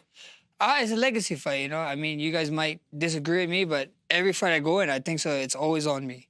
The pressure is always on me, no matter what fight I get into. So I can't wait, you know. These kind of, you know, I got my friend right here next to me, you know. These pressures right here, they make diamonds. They make diamonds. Who's your friend, Dustin? Dustin, my friend. I'm your friend. I thought I was your friend. You want to be my friend now? You've been attacking me this whole time? I don't even know. I think Max is more Louisiana than DC. Yeah. Come on, man. 100%. So. 100%. 100%. Even though you haven't been missing meals, DC, I eat more crab boil than you. I'm willing to bet. That is not true. This man's eating crawfish and everything. I'm willing to bet. Oh my God, this guy's so disrespectful. Who brought him here? Dustin, you have any questions for him? Dustin, what do you want to ask Max? You want to ask Max anything? You know, like I said about the 10 rounds, I know there's something in training camp that you can't tell us. I'm excited to see you perform tomorrow night, and to reclaim the throne is something special, man. To get that belt wrapped back around your waist, you know, you really are. Look at what without a doubt one of the best. Look at what they're doing to you right here on your lower third. Yeah, but more Louisiana than Daniel. They're let's get it. Right. People so disrespectful. But let me ask you this. Max Holloway, right? As a guy that's competed against him, what makes him so special in the octagon? That's what I want to know. Because you can go, when you have fought a guy like this guy who's big, how can you approach Volkanovski different, knowing that he can't possibly be as powerful as this dude? So what about you? What makes him so special? I mean, before you answer the question, at the end of the day, everybody always, that's the whole thing with the Volk fight. It's like, power this, power. I'm like, bro, I fought guys like Dustin Poirier at 155. You want to talk about power? I know what power is, you know, just because you talk about your olden days and whatever. So it is what it is, you know. Because he could have been 230, he's not 230 anymore. Yeah, you're not, you know? Yeah. I think the championship grit that's ingrained in Max, being in front of you, throwing volume, the durability, always willing to engage, is tough to deal with in there. It is, especially 5 rounds. Yeah. And for all of you that don't know it, I never ever got an and new. Even when I got my interim title, it was and now. So Bruce having that never ever got and now? Bruce. I so never what ever about got when you beat Aldo the first time? And now. Oh, why is Bruce doing you like that? He did and now for the pay. That is not true. I never ever got an and new. We're gonna get an and new come July 2nd. It's gonna be lit. I'm telling you guys right now. On the 9th Island. Let's get it. The 9th Island, yeah. I've been telling you guys, it's a pro Hawaii card over here. The man Alex was telling me yesterday is like, you doing this to me. You're doing this. You're trying to get in my head. I'm like, I'm not trying to get in your head. This is what it is, brother. You're fighting in the man's freaking night that they can't give me UFC Hawaii. They're bringing me to Vegas for this reason. This is why. You're welcome. And we can't wait to see it, brother. Thank you, brother. It's going to be fun. Thank you for coming on, Max, and being such a good The support. Blessed Express. Thank you, brother. Good seeing you. Thank you. My brother. Thank you, brother. Yeah, get some rest, get some food. That is Max Holloway, one of the greatest, if not the greatest featherweight of all time. A look inside the numbers. No fighter in UFC Wasn't even old history enough to drink alcohol has here, making his landed debut. more significant strikes than Max Holloway. And he's still talking to our guys as he walks off the set. I love it.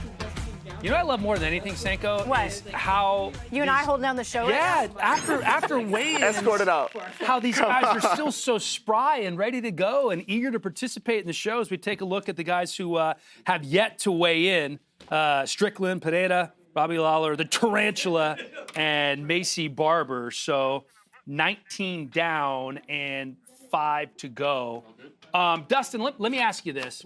He is one of the great strikers For sure. in UFC history.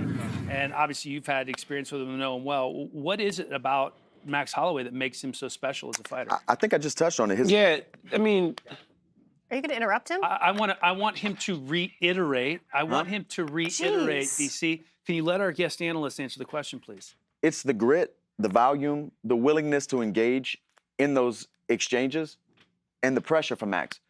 You might not see it from the outside, but when you're in there with him and he's walking you down, throwing volume, it weighs heavy on you. When you go back to that stool and get up, you know it's coming again. He never stops. Well, let me ask you this, though, too. On the flip side, as many significant strikes as he has delivered, which are more than anybody else in UFC history, he's also taken a lot.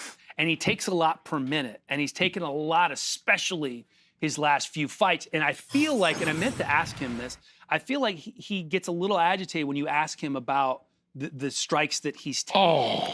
But if we're talking stats, that's a bad one. Say. Listen, Look at that lower third. A less talented Joe Buck. Hey, by the way, we talk about GOATs. Joe Buck, Al Michaels, two of the GOATs. I'll take that. listen, if we're talking about Max taking significant strikes or taking strikes on statistics, the man's never touched the canvas in his career. So what can we really say to that? That's a great point. But until he does, right? But he has. But that's the thing, though, D. That's the thing, D. You can take all those shots until you can't. And when you're getting hit by guys like this, I mean, who's as powerful as they come, heavier, bigger, longer arms, it does have to take its toll. And I mean, I'm hopeful, because that's one of my friends, but they ran through the numbers the other day of some of the strikes. He took 190 strikes from this guy. Right, at some point that has to start to pay. He's absorbed over 1,800 significant strikes in his UFC career, which is more than anybody else in history. Per minute, he's taken almost 4.7. The UFC average is 3.3, so a lot higher. I think genetics play a big role in this, the brain health. But also, when have we talking about all these strikes he's absorbed, when have we seen this guy busted up, bleeding, swollen, eyes closed? We've never seen it. No, he doesn't. We've never seen he doesn't get beat up in that regard. He doesn't take a lot of clean shots, and he's the one who knocked down Alexander Volkanovski twice. And honestly, in the last couple fights, he has been the one doling out the punishment, taking much less. Yes. I think the numbers are a bit higher because lately, even though he took 120 strikes against Calvin Kattar, he landed 800. Right? He landed 600, 700. So it's like he's given out a lot of punishment, taken much less recently. And just because these strikes are going on paper, somebody's marking him down, that was a significant strike. The way he's absorbing him and moving in the fight. And he rolls. They might go on the sheets as significant strikes, but he's moving and rolling with the punches. They aren't landing like other significant strikes land. That is a great point. We just had a judges rules seminar last week, and one of the things we talked about. All those jabs. The significant strikes are not created equal, right? I mean, they may go down on paper as significant strike, but there is a huge delta from the ones you're talking about, where you're slipping them, you're getting touched up just a tiny little bit, right? I like that shoulder movement. Let me see that again. Do it again. Like, Oh, God, don't, Dan, stop. Do it again. Don't. Dan actually did it again. He did it again. He actually did it again. He was proud of himself. That would go down as a significant strike. Significant strike himself. Yeah, oh, yeah. And more significantly struck himself with his shoulder. I'm turning red now. You guys. I'm going to show you a few things after the show. All right, thank you, Senko. Thank you. Rapid fire? All right, yeah, let's do. We're on number 6. Holloway and Volk. Volk landed 75 leg kicks in their first meeting. Lean back. I'm not a fighter. I'm not a fighter. I'm a lover, DC. You are. Do we anticipate more than 50 leg kicks? Over under 50 leg kicks, Volk on Holloway. Let's start with Senko. Volk on Holloway? Yeah. Yes, I do anticipate that. That's my answer. 75 in the first meeting, 67 in the second landed. Over 50, I think you can do it. Yeah. Averaging 10 a round, I think over 50. Okay. I'm going to say under this time. Just because it played such a heavy part in the first 2 that I think they will have made the adjustments to try to, especially knowing how much emphasis was put on those leg kicks in the first fight in the scoring. I think they will have made some changes. But they made changes in the second fight. He had a totally different stance in the second fight. He only landed 60, so he was down 10. You know that. Still more than 50. All right, rapid fire, guys. Rapid fire. True or false? True or false? Volk is the toughest UFC champ to finish. I'm trying to run through all the yes, I'm going to say yes. True. I mean, he's 11-0. I mean, unbelievable. It's tough to call, man. With Izzy sitting here, I know. You know, he's up there. I don't know if it would be the toughest. I don't know if I can give the title to that, but he's up there. I think false. False. Okay. False. I mean, these champions don't lose. Like, it's very so rare of them have losses. But I think like Usman. But we've seen him hurt. Yeah, but Usman, those guys, Francis Ngannou. After the beating he took from Stipe the first time, if he didn't get stopped then by a heavyweight as exhausted as he was, dude's not getting stopped. I want to change my answer to Izzy because he did get knocked down, and Izzy's never been knocked down. You know, he hasn't been really touched. Dustin. You know, Volk got hurt that last fight. He did. Kicked upside his head. That is normally what knocks you out. All right, again, rapid fire. We're on number 8, DC. Wow. True or false? There will be a Volk Holloway 4, no matter the outcome. False. I mean, I think that I believe this will be settled on Saturday. False. Okay. False. I think that whoever wins tomorrow night is the champ. I don't think they're going to run it back, hold the division up. There's a lot of contenders ready for their title shot. True. Because when they fight everyone else, they just beat them, and they're going to keep running into each other. But Volk's going to go up to lightweight. But what if Max wins? They're definitely fighting again. So, yeah. There's a 50% chance that there's another fight. I agree. That's really high. All right, how about a UFC featherweight Mount Rushmore? Aldo, Holloway, Volkanovski, Conor, or? I mean, that's who I would put on there. Okay. Conor? I mean, maybe. I don't like going first in these because now I'm trying to remember every single amazing. It's going to be tough to put Conor up there without a title defense. No, he hasn't defended the belt. I know. Oh, Okay. Chad Yeah, but them Mendes dudes would didn't be hold no good. titles. Okay. All right. Nobody No, else? actually, you know what? I stick with it. Yeah, I mean, I stick with it. There hasn't been many champions. All the names they're saying in my ear, thinking about all the guys, like a guy like Mike Brown, you know, he's up there too, beating Uriah Faber I would put twice. you up there before Mike, with respect. I actually think I might have overreacted, Laura. Oh, shocker. I think Conor has to be on there. There's only been 4 champions. Title defense or not, like, there's only been 4 champs. It's been Conor, Aldo, Max, and Volk. So you're saying I'm right? And you got to give it to him. You got to give it to him winning the interim belt, then going stopping Aldo.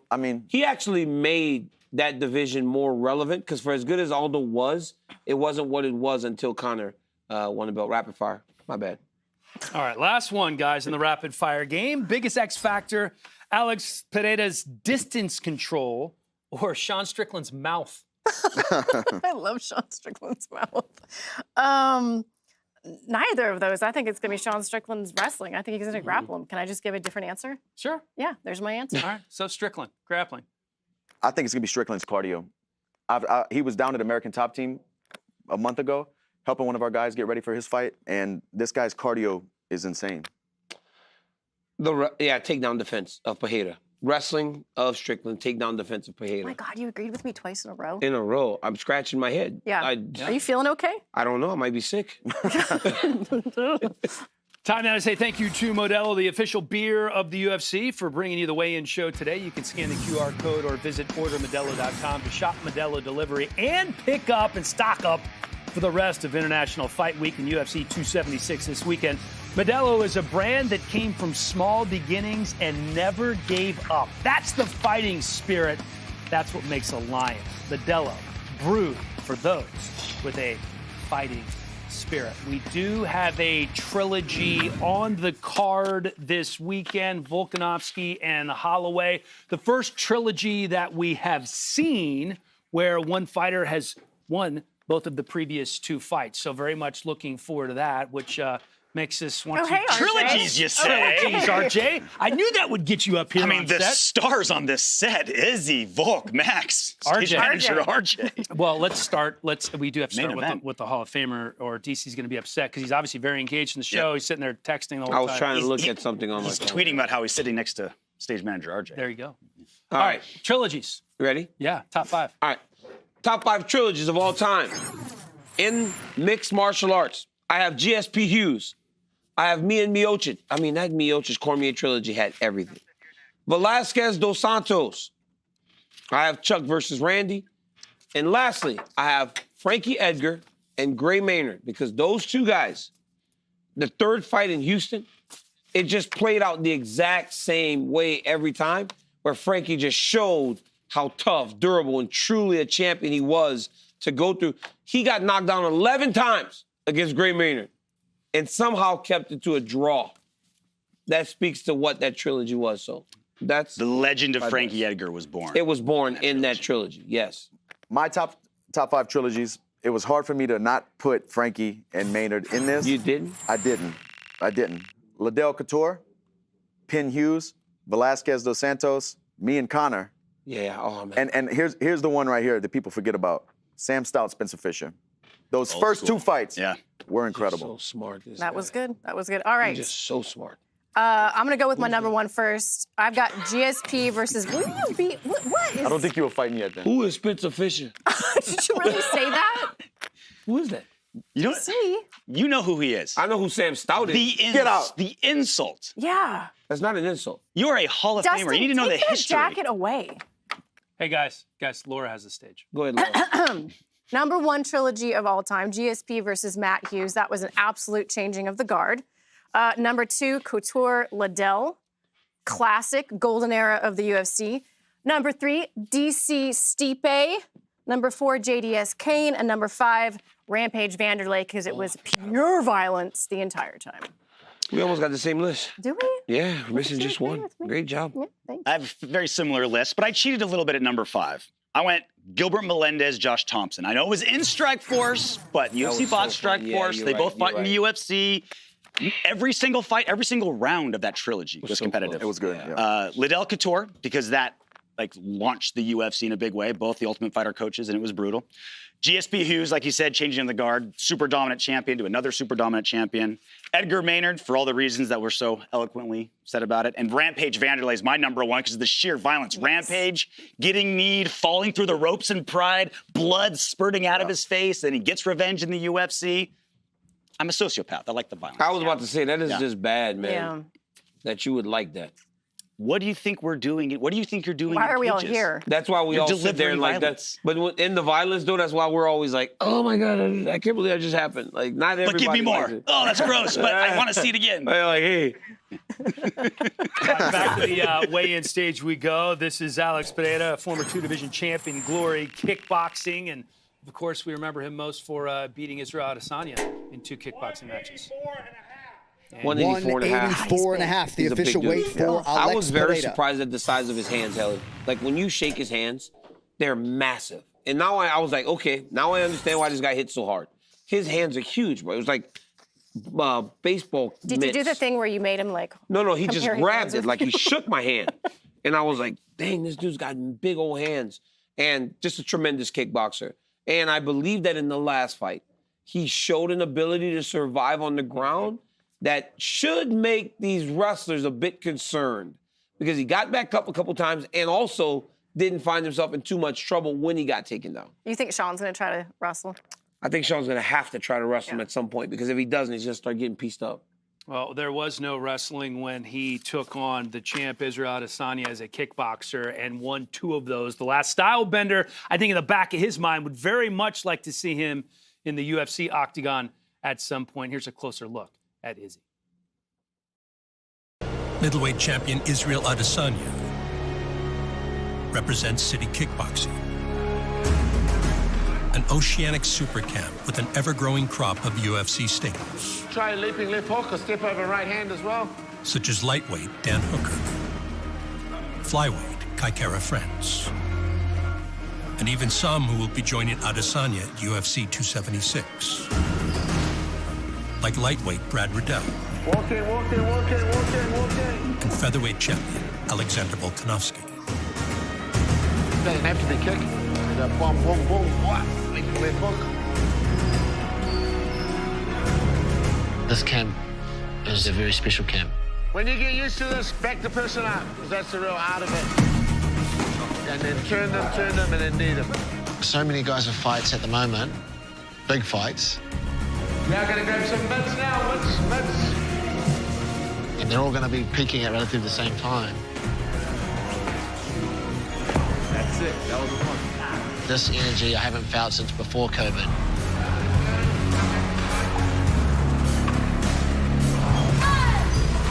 The synergy of the gym, just having fights and farming together, I can feel it. It's palpable. And I'm holding myself to a different standard for this fight. Look at the confidence. He doesn't let these moments get to him. He knows how to have the crowd in his hands. Wow, what a fight. I've had the back and forth fight with Kelvin Gastelum. Both of these gentlemen are putting it on the line. Oh! Adesanya is showing championship heart right now. He's constantly learning and adding to his arsenal. He aims and fires. He doesn't just spray. I've had the finessing of Paulo Costa and just finish him without getting hit once. This is not looking good for Paulo Costa. He's getting picked apart. Man, is he looking really sharp here? Too easy. He's too good. Wow. I've had the chess match with Anderson Silva. Adesanya trying to get a beat on his opponent here. Adesanya is now starting to get that read.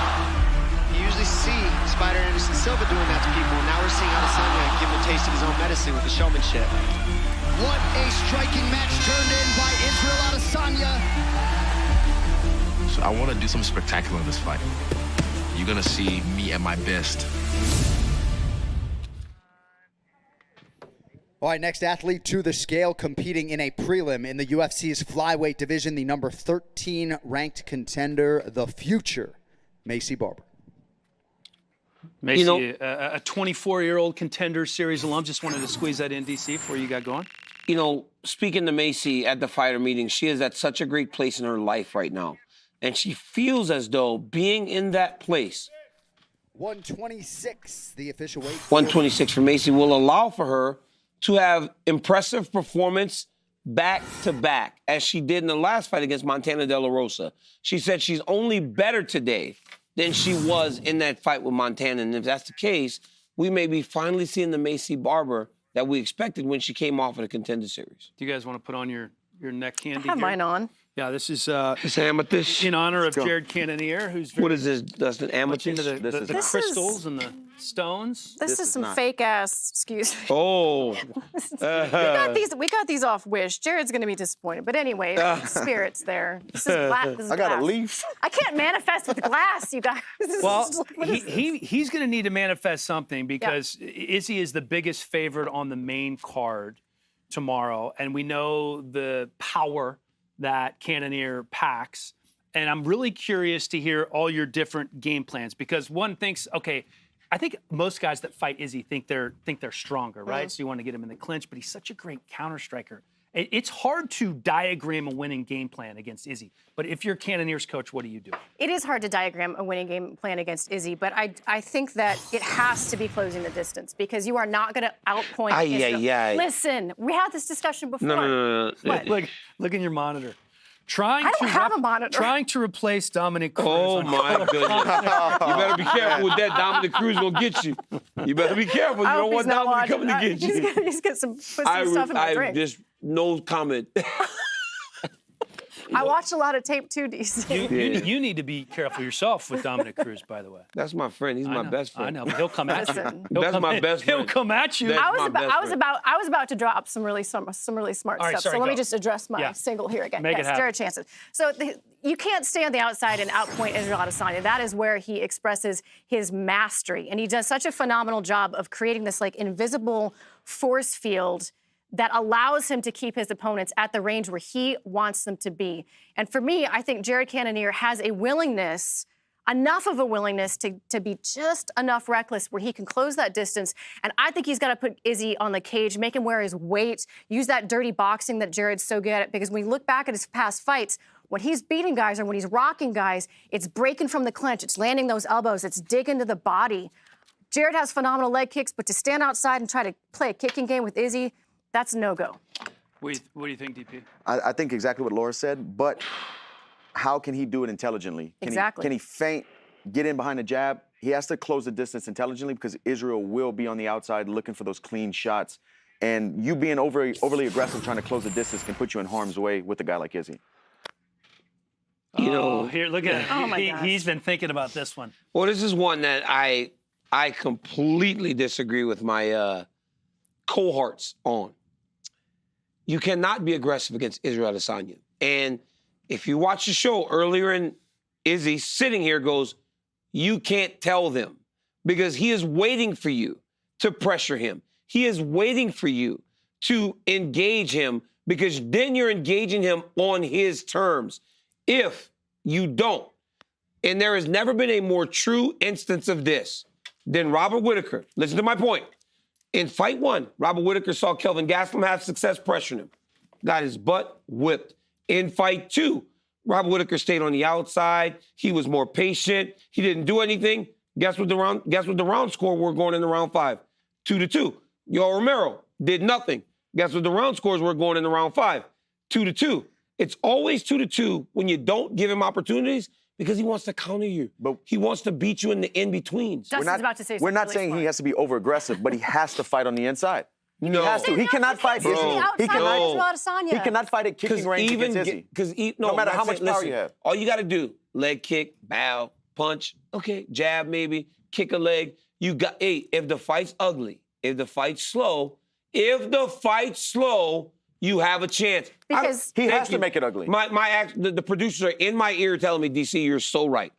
No, they're not. But here's, They're in my ear. They're talking to me individually. I'm telling you. Listen, Here's I heard him question say, for wrap it Senko, up, B. though. Is that Cannonier's game? Like, is that his strength? Is he good at that? It has to be your DC is saying because a lot of Izzy's offense is his heavy feints, and just like with the Yoel Romero fight, he will be patient and patient and patient. The man will not be rushed into being first in an engagement. But how can Jared Cannonier win a staring contest? Robert Whittaker did a good job. No, he didn't. Robert didn't stare at him. Robert Whittaker, he picked his shots very carefully. I'm not saying stare at him. I'm saying instead of being overly aggressive and making big actions, they got to be a tad slow. Yo, even Jan Blachowicz, first round, second round, third round, that was a slow fight.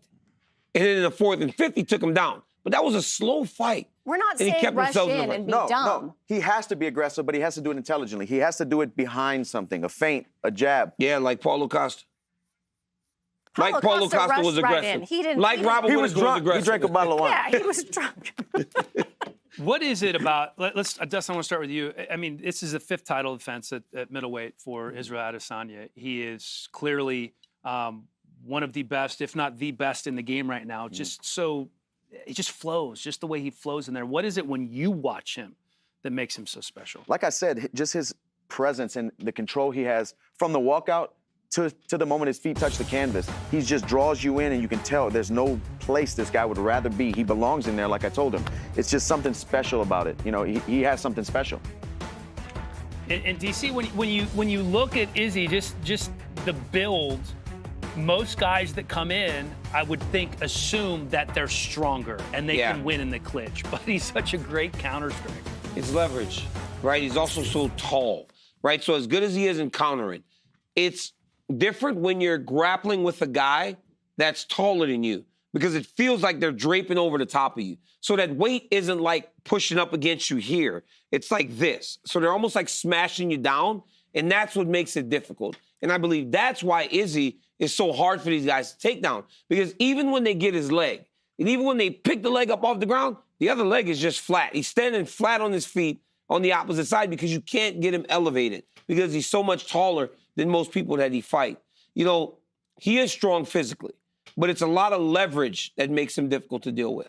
But it's not just the leverage, it's his manipulation of space. Like, he does this thing where he leans so that he can draw back to center, and then if someone does get over-aggressive, his ability to lean and land a powerful shot from a completely unbalanced, unfoundational situation is absolutely remarkable. I feel like his athleticism and his ability to manipulate the space without really moving his base is something we don't see a lot of. You know, his leverage, like DC said, he is great in the clinch in those moments, but I feel like that's where Jared needs to be to win this fight. To land those big shots, he needs to be forehead on forehead, dirty boxing, up close. He's not going to win it from the outside.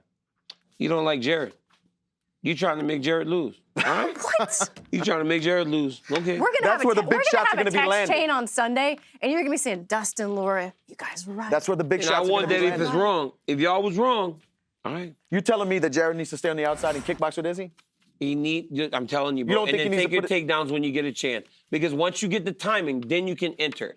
If you enter early, you're in trouble. But if you kick, make him feel like you're gonna just strike him, that's when Jan started taking I don't think we're gonna see a whole lot of wrestling from Jared. We're gonna see inside fighting. I don't think we're gonna see a lot of wrestling. Okay. Guys, this is a weigh-in show. We do have a couple of weigh-ins left to go, including the tarantula Jalen Turner, the 27-year-old California native. 100% finish rate and coming in on a 4-fight win streak. Jalen Turner. Yeah, Jalen Turner is long for the weight, and he told me in the fighter meeting that he honestly just started learning to fight to his advantages, to his physical attributes. And I believe that is why we have seen him look so good. He said he had struggled with weight on his last couple cuts. 155.5. 155.5 here. Jalen Turner. Obviously, he didn't struggle today. He's a little bit later on the scale, but he gets it done. And honestly, he is a very, very interesting young fighter in this weight class. All right, as we take a look at the weigh-in results thus far, still waiting on Sean Strickland and Robbie Lawler on the main card. Strickland and that Alex Pereira fight could end up deciding who takes on Israel Adesanya if he is able to pull it out against Jared Cannonier. Look at the prelims now, and we are good to go on all 4 fights now that Jalen Turner has weighed in. And how about the 2 legends, Jim Miller and Cowboy Cerrone? Been waiting to see Cowboy step into the octagon for a couple of weeks now after his fights have fallen through. And on the early prelims, 3 fights here. Jessica Rose Clark kicking it off. And Uriah Hall, Andre Muniz will be the featured bout of the early prelims. We talked about it a little bit in this show. Just great strikers, right? Max Holloway, perhaps the best pure striker in the UFC Your right voice now. is sounding a little parched. Thank you very much. He's This already man done. right here, one of the best strikers in the UFC right now, as well as is Dustin Poirier, Nate Diaz, Israel Adesanya, and Daniel Cormier. You're talking about boxers, I thought. Still pure strikers. They said pure striker. What, look at pure strikers. Are you still folding up your jacket, buddy? I'm about to put it on. Folded. Why don't you put it on?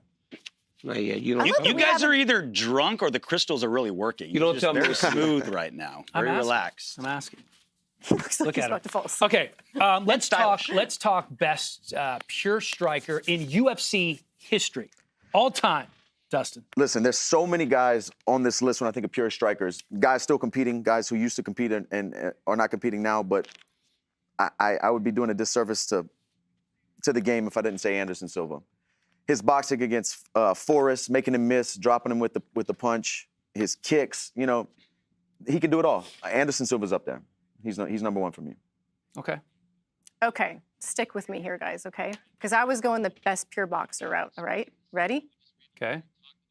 James Toney. Oh, man. You remember that? You remember that? It was James Toney. He had You cannot deny that James Toney is the best pure boxer in the history of the UFC. Yeah, you took my shit a little bit. I said that, yeah. Did I? No, but my real answer, real answer, if we're talking pure boxer, I think it's this man right here. I think it's Dustin Poirier. But if we're talking overall striker, I actually agree with you, Dustin. It has to be Anderson Silva. He was not just everything that Izzy is. He was knocking guys out. He was murking people, bodying people up left and right with a trail of tears behind him.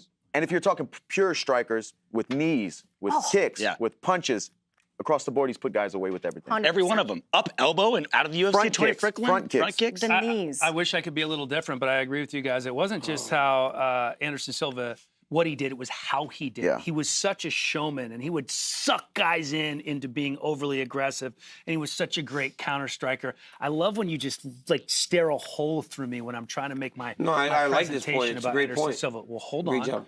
RJ's up next.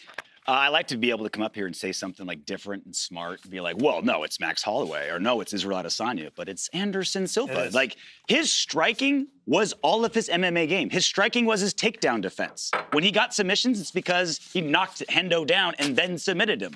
He would strike with his hands down to try to get you to shoot so he can then knock you out. Like, his clinch game was his striking. His striking was all, like, he didn't have to learn how to sprawl or do jujitsu because his striking took care of everything. That's how good of a striker he was the first guy to really go out there and just showboat.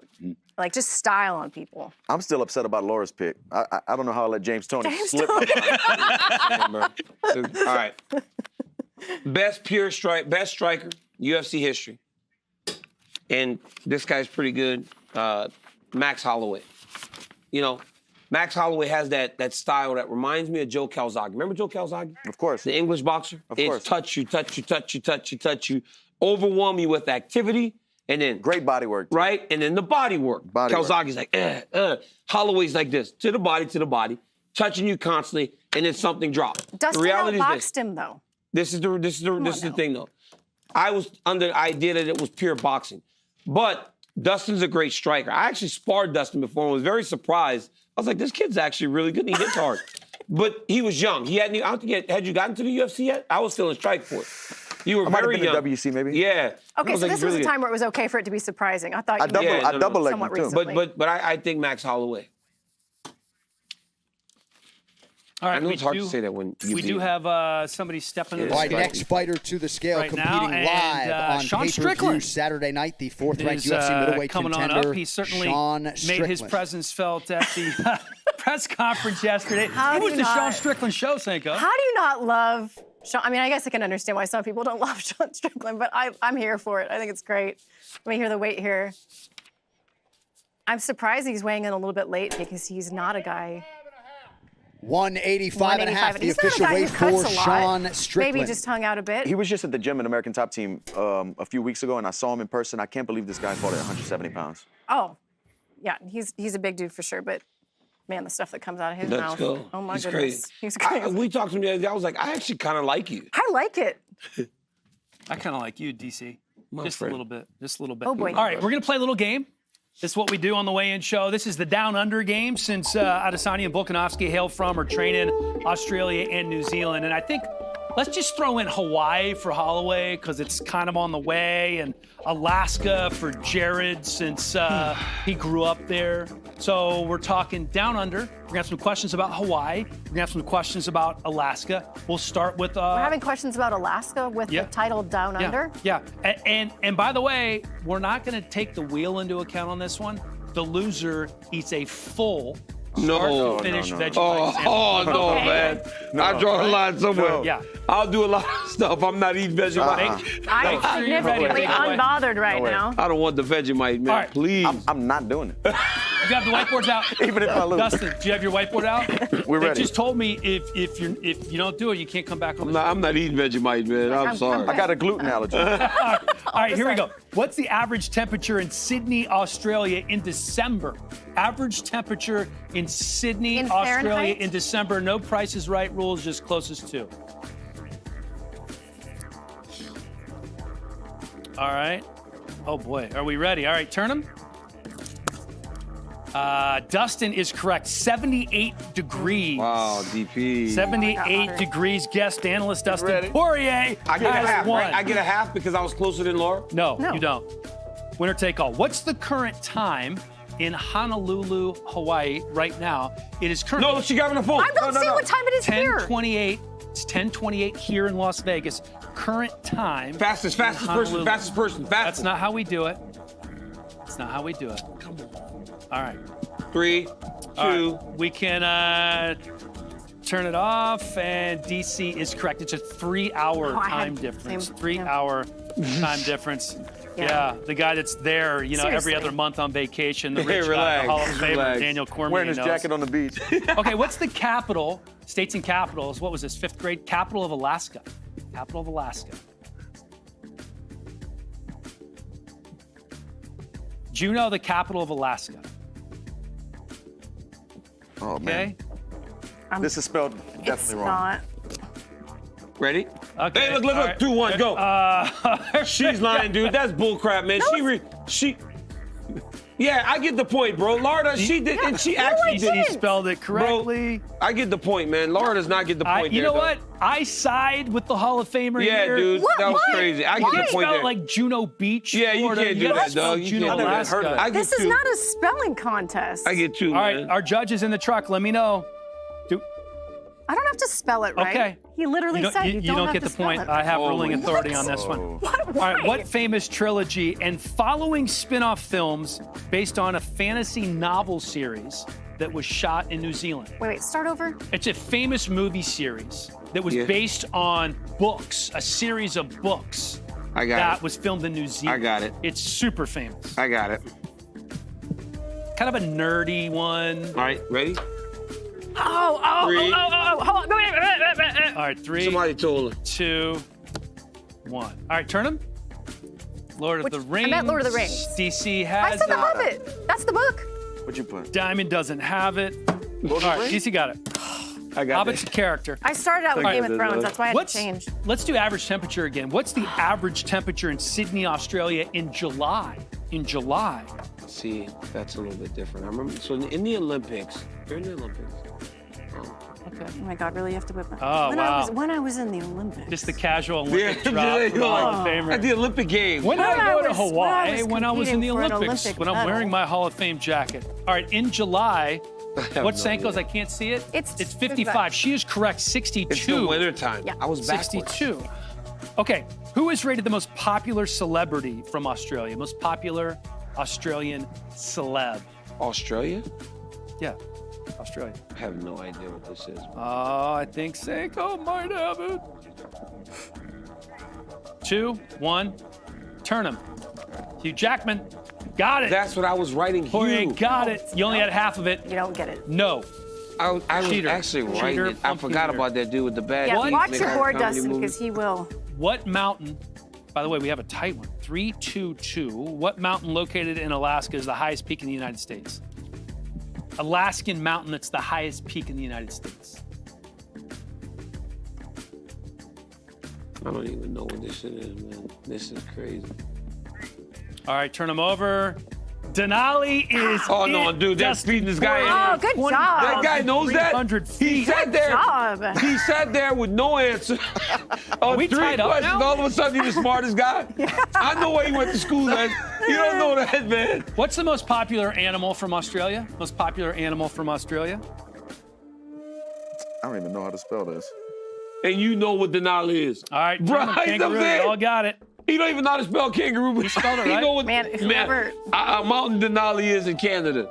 Wow, this is crazy. How many islands, think back to earlier in the show, how many islands make up the Hawaii island chain? Relax, relax. Including the 3. really little ones? How many islands Come on, make guys, up like, come the on. Hawaii island chain? 8. Oh, Yes. shoot. The I 9th feel dumb. island, I know. Laura Holiday's in the Bahamas.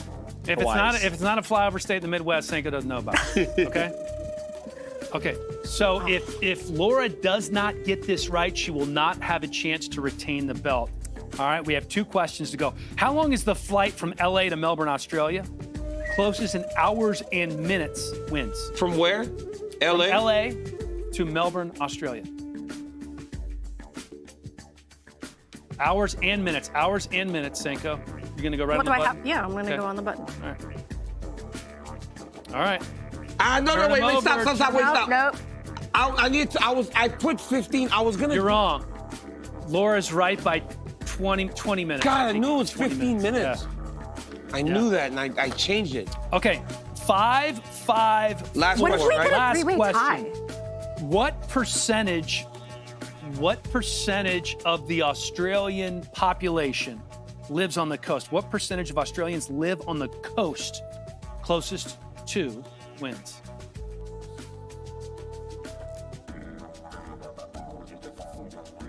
I love the music in the background. Wait. Turn them.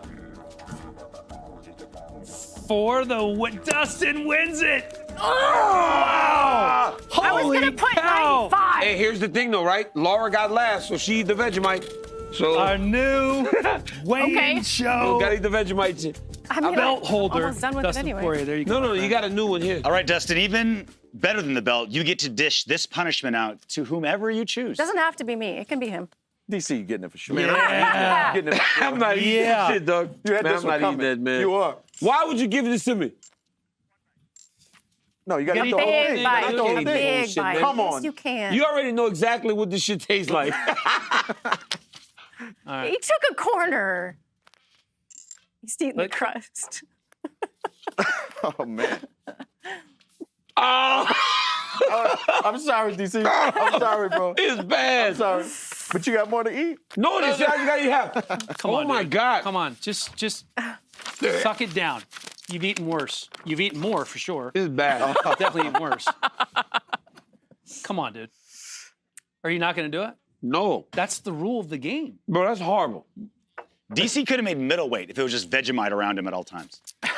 I'm sweating. Hey, DC. It's so bad that I'm sweating. I mean, we've joked about it because you've been polishing your new Hall of Fame jacket the whole show, but congratulations. Yes. What a cool night it was last night to see you officially inducted into the UFC Hall of Fame, a well-deserved honor, and it was only fitting that you came out with kind of what we knew, teary-eyed, and admitted that you cheated in Buffalo on the scale.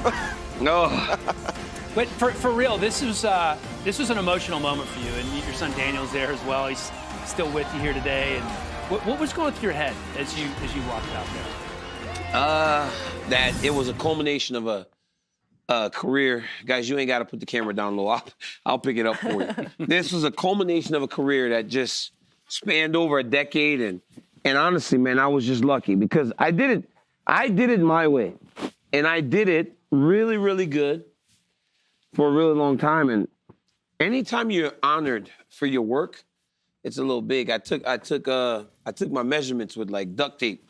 I didn't want to go to the tailor, but anytime you're honored for your work, it means the world to you. And coming from where I'm from, not many of us get to. People take for granted that it's both of us right here, right now. But where we're from, like, not many get to where we are. So. And to have my family in there last night, there were 50 of them. I got a picture. I'll send the producers. You see the group of people on that stage last night. It was crazy. I'm lucky. It was the reason I cried is because my parents got to see a lot of stuff, and it was just sad that I've lost them both, and they didn't get to see that. I think they would have really enjoyed that. They got to see so much of this great career. Yeah, I got to show them things, man. That's one of the best things about getting to where we are is that we get to take our parents out of Lafayette. For the most part, they vacation in Florida, Texas when we're growing up because most times you can drive there. Yeah. Well, I got to take my mom to Athens, Greece, Beijing, China. My dad got to see all kinds of moments, got to see his kid become a champion. Those are the things that make life great. So, man, I just want to tell you, congratulations on an incredible career. It was an honor to watch you work. And being a kid from Lafayette, Louisiana, it was an inspiration to see you make history, be a double champ. It really inspired me. My man. Yep. You're the man, DP. You proved that it's possible. Yeah, and that's the thing, right? From like when you're from there, like it's to see a person like you from your circumstances make it, it gives hope. Yeah. And look at us today. I would give you a hug right now if I could. I really would, because I think anybody who, I'm gonna get choked up. Anybody who participates in the sport, whether as an athlete or as a broadcaster, like everybody talks about the word legacy. You know, we all want to be unforgettable. Yeah. And the greatest, I think, achievement in that legacy in this sport is to be in the UFC Hall of Fame. Yeah. And you did it. I did. I know. It's forever. crazy. No one's ever going to take that away. That Well, legacy will always be there. And I know when you talk about your parents, they're so proud of you. Thank you. They're so proud of you. Laura. And they know. Thank you. Yeah. I always say that. I've always said that. Legacy lasts forever. And for the rest of my life, there'll be a place here in Vegas. And for my grandkids, and when little Daniel wants to take his children, hey, your grandfather was something special. When I'm long gone, they can bring him to Vegas and he can show, that. And we spin it forward, and you are becoming a Hall of Fame broadcaster as well. There are very few people who have gone from, whether it's the octagon or the field or the court, into the broadcast booth and made as big of an impact as you have. I mean, let's be honest, any fight, any show that DC is on and then he's not on, it's a different broadcast. Absolutely. So I appreciate what you bring to this little box that everybody's watching, or their phones or whatever it is too. I think it's important to say too, people don't know this, but from before you were in the UFC to becoming the champ and everything you've done, you've always answered the call when I called, always called me back, always text me back. That's my boy. You always hit me up after wins and losses on my end as well. So this guy's never changed. My brother. Thank you, DP. And thank you for the kind words, Hellcat. And you and I have built a really good friendship. I know I give you a hard time, but Dan and I have built a really good friendship through the show and just through being around each other. He's a very likable guy. Maybe... I will say it is challenged when we play golf, our friendship. He cheats too much. He cheats too much. Yeah. I got that. Hey, I play with that Trump wedge. I walk up to the ball, boop, kick it. You know how they say the former president cheat a little bit? They said the former president has a golf cart that goes faster than everybody else. Yeah. He hit and leave. That's me. Boop, I'm gone. That's exactly what DC does. I found my ball. All right, from golf back to our Hall of Fame conversation. How about a little Hall of Fame debate here? I'm going to throw out some names. You guys are going to tell me if you're voting, if they're Hall of Fame worthy. All right, you can't put everybody in. Yeah. All right.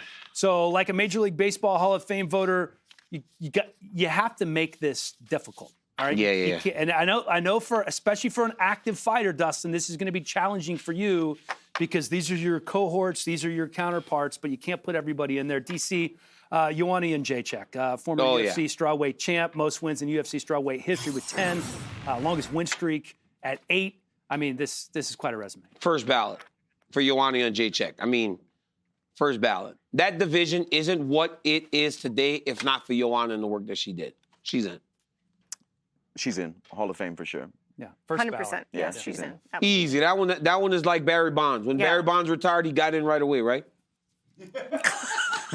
What? Why do you think this is ruin the conversation? Unbelievable. MVP rules, right? Both of them. It should be. Charlie Hustle and should they be or not? Listen, I think there should be a wing for that period of time. You don't have to call it the steroid wing, but there should be that wing for that period of time. I'm being serious. They did. Yeah, they might want. And Mark McGuire goes in there as well. All right, RDA. No, I'm not voting Dos Anjos in there. I do appreciate what he did against Holloway. Against Anthony Pettis to become the champ, but I don't believe that the work it warrants being in the Hall of Fame. I'm not putting RDA in. I'm with you on that. I'm not putting him in. He has an incredible career, still going. 2 weight classes. He was the champ. There's still a chance, but today, no. Yeah, I'm with that. Same, I agree. Okay. Second most fight time in UFC history with 7 hours and 8 minutes for Rafael Dos Anjos. All right, Jim Miller, most fights in UFC history. Jim Miller, does he belong in the Hall of Fame? You know, I have a comp for this one. It's like Andrew Whitworth. You know, we have a RJ. Thinks he's the smartest guy in the room all the time. So I had to debunk his theory that time spent puts you in the Hall of Fame. He said in an arbitrary number like 20 years in the NFL, you go in. That's not true. I don't think Whitworth gets into the Hall of Fame, even though he just won a Super Bowl with the Rams. I believe that Jim Miller is in that same situation. His time spent doesn't warrant him going into the Hall of Fame. I think he's going to be remembered, but he's not a Hall of Famer. Okay. As of right now, I wouldn't put him in the Hall of Fame. He's done incredible. This is a knock on any of these people we're talking about. They've had incredible careers. But a win tomorrow night will put him in the lead with most wins in UFC history. And that's another step closer to it. But right now, I wouldn't put him in the Hall of Fame. I agree. Yeah, I think there's. I mean, it's just because we were given an entire list, and we have to say no to somebody, and there's some other people coming up that I feel like are definites. So the history of him, the history that he might make tomorrow is a really big deal, and you cannot take that away from him. Problem with that is that But- somebody's going to come behind and pass it. Yeah. You know? Yeah. And if What? that's it- But You if guys that's are the crazy. but if that's the RJ's only MMA. but if that's off but if stage that's and the goes, only "What?" but listen, if you are saying that he goes in based on having that, then that's not It's enough. not just time. I'm going to break this bottle over your head, DC. 40 UFC fights. No one's ever done it. How many people have won a UFC title? 50 fighters, 60 fighters, 70 fighters? How many fighters have been double champs? 5. How many people have fought in the UFC 40 times? 1. Jim Miller. More people have walked on the moon than have fought 40 times in the UFC.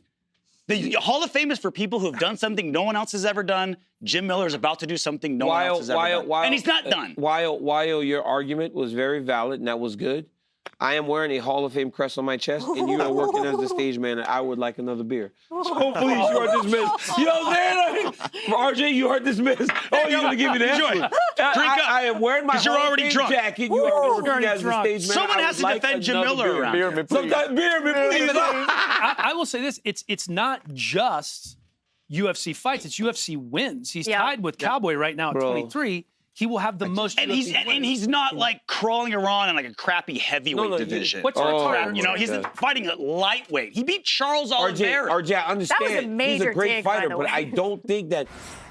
What's harder, winning a belt His or winning fighting 40 percentage is times? 59%. Only one person has done it. Only one person has done what His Jim winning Miller's about to do. percentage is 59%. He wins 6 out of 10. That's what happens when you fight at lightweight. That's not enough. That's not enough. The Hall of Fame is a place for unique accomplishments. Right? It's not just a ranking of how good you are. It's a place for unique accomplishments. I feel and like that's the you most got to be unique like a accomplishment. cornerstone of All the right, sport. while RJ's up here, please. Okay. Ask another. All right. How about this? How about this? If he fights at UFC 100, UFC 200, UFC 300, and he has 46 appearances, would you put him in? Who? Jim Miller. Me. No. Jim Miller. He's not going into the Hall of It Fame. sounds like he could have 56 appearances and he's not. He's got to win a championship. The man brews his own beer. Jeez. Wait, RJ, stay, please. Ask another one. You both have great points. Brock Lesnar. No. No. He shouldn't, but he will Completely be. going out of order now, but no. No. He shouldn't be in the Hall of Fame, but he will be. He's the biggest draw in outside of Conor. He's buying pay-per-view buys. pay-per-view buy. No, bro. He But was, he is a champion, though. I just think his body of work is not, his No. resume is not long enough No. for him to become a Hall of Famer. He shouldn't, No. but they'll put him in. Watch. It's Brock Lesnar. Fighting tomorrow night, Robbie Lawler. DC.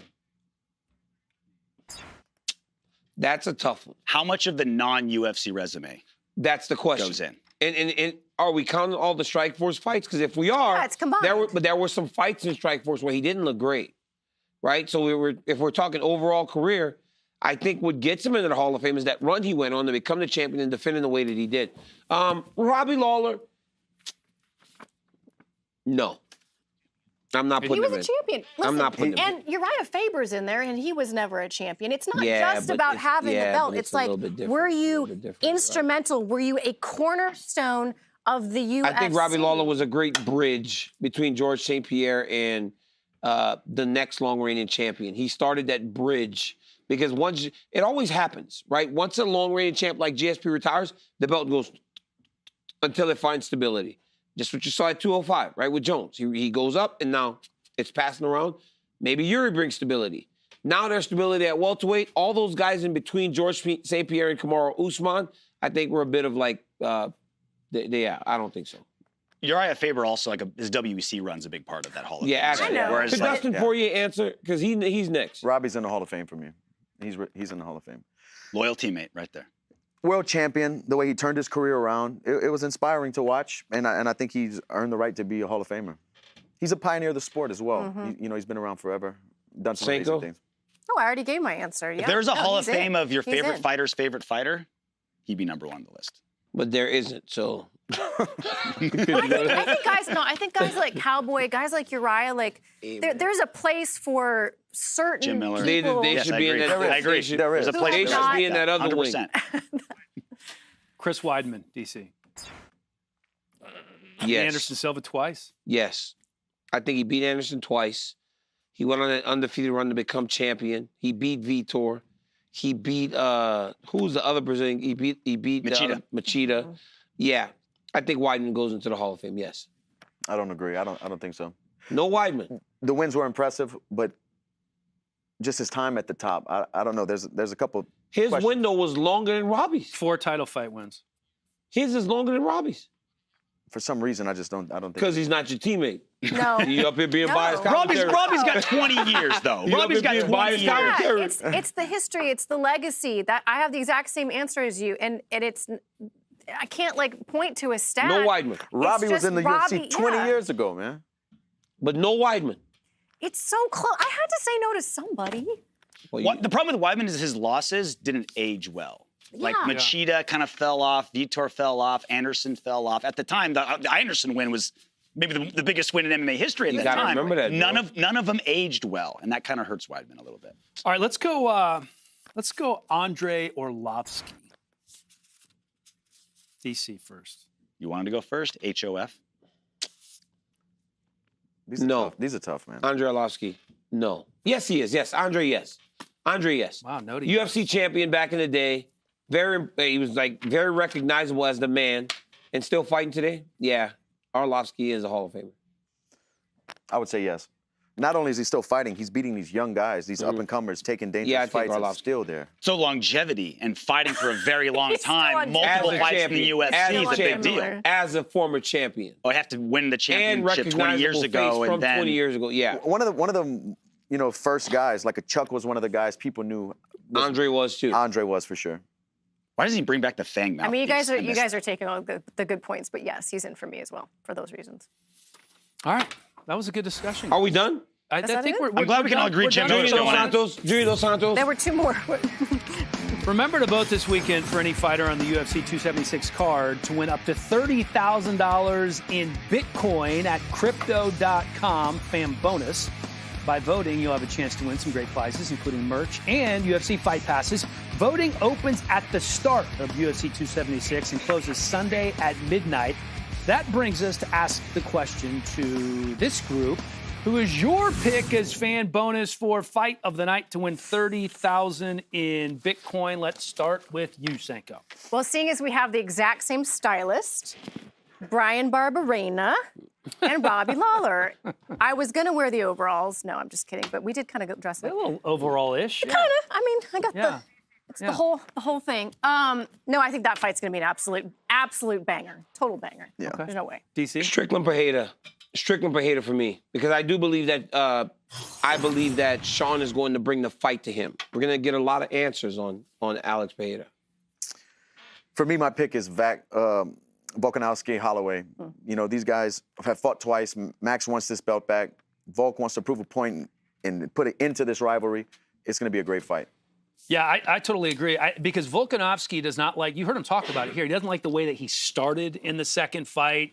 He said there's certain things that weren't right in the first fight. So there's no doubt in my mind that this is going to be the fight of the night. And I think for Holloway, you talk about legacy and how big that is. Yeah. I think that's really something that he's thinking about in process. For sure. These are 2 champions going out there for 5 rounds, and Max knows that this is a huge. This is a big It's a defining point in his moment. career. Yeah, no doubt about it. It's everything. It's everything. Yeah. Mm-hmm. Main card curtain jerker, Pedro Munoz, Sean O'Malley. Pedro Munoz does not block punches. Sean O'Malley has great straight punches. Sean O'Malley does not block leg kicks. Pedro Munoz has great leg kicks, and Munoz has never been finished. They are going to beat the crap out of each other and not block one strike for 15 minutes. This card has a lot of them, a lot. There was a lot. Yeah, great. To This is choose a great fight card. That's what I'm interested to see is Pedro being there every time that bell rings, getting off his stool, walking forward. You know, I don't know if Sean's fought a guy like that who's going to be there every minute of every round. When a fight between 2 future Hall of Famers, Jim Miller and Cowboy Cerrone, aren't even on our lists, you know it's a great card, right? But this guy was on everybody's list, I think, for the most part. Robbie Lawler weighing in. All right, and our last athlete to stepping weigh in to today, the stage and competing live on former pay-per-view. teammate of yours, Dustin, a guy that you know, UFC you know very well. champion, Still a very good buddy of Ruthless mine. Robbie We speak often. Lawler. You know, Robbie has had a great career, and he doesn't cut a whole lot of weight. I think that might be part of his longevity in the sport, not draining his body as much. Out of camp, between fights, he doesn't get out of shape. He's a student still, always working out, really focused, and he's still getting better, I believe. 171, the official weight for Robbie Lawler. And that means UFC 276 is official. We will see you guys for the ceremonial weigh-in later today. Coming off a win against Nick Diaz, a little bit of a drought, but he is back in the win column. We do have the trilogy fight that we've talked about with Volkanovski and Holloway. Brings to mind some sequels or maybe third fights that we think should have happened at some point and maybe didn't happen. Shoot, let's start. RJ's back. Let's start with RJ. Surprise. So like, Top Gun sequels come out, right? So 99% on Rotten Tomatoes. So you don't get 99%, right? It's not very good. Hold on, let me turn my mic on. Are we want to go movies or fights here? Movies. We're doing Movies first. Yeah. So I thought for sure a movie that needs a sequel, Fast and the Furious. They made one that, I'm just kidding. How about this one? Spaceballs. Okay. Yes. Stop. Spaceballs. I'm telling you, they've been wanting to make it for 30 years, but Rick Moranis quit acting to watch his kids. So I'm using my powers for good to get Rick Moranis out of retirement to make Spaceballs 2. Okay. All right. All right, listen. Who here has seen The Last of the Mohicans? Thank you. So long ago. Yeah, it was But long it is ago. a phenomenal movie. Good, real good. The cinematography. I got married where they shot the girl who stands at the edge of the cliff and the rain is coming down and she's just like, no, I'm not gonna do it. She falls off the cliff and she kills herself. And at the end. So you got married at a site of a suicide. Well, kind of. Symbolic? Lars, crazy, The man. end of the movie when it's just the last of the Mohicans and Daniel Day-Lewis, and they're just staring off into the distance, wondering if this tribe is going to continue. Did the tribe continue? We don't know. He could have found some beautiful woman to impregnate and keep the Mohican people going, but we don't know. And it irritates me. Half of our, not half, but like a lot of our roster comes out to the song. Dun, dun, dun, Would you dun, call dun, it the rest of the Mohicans? Because if there's no more Mohicans, how do you make the Mohicans movie? No, you make new Mohicans. The rest of the Mohicans? Yeah. I got one. Mohicans. How about Forrest Gump 2?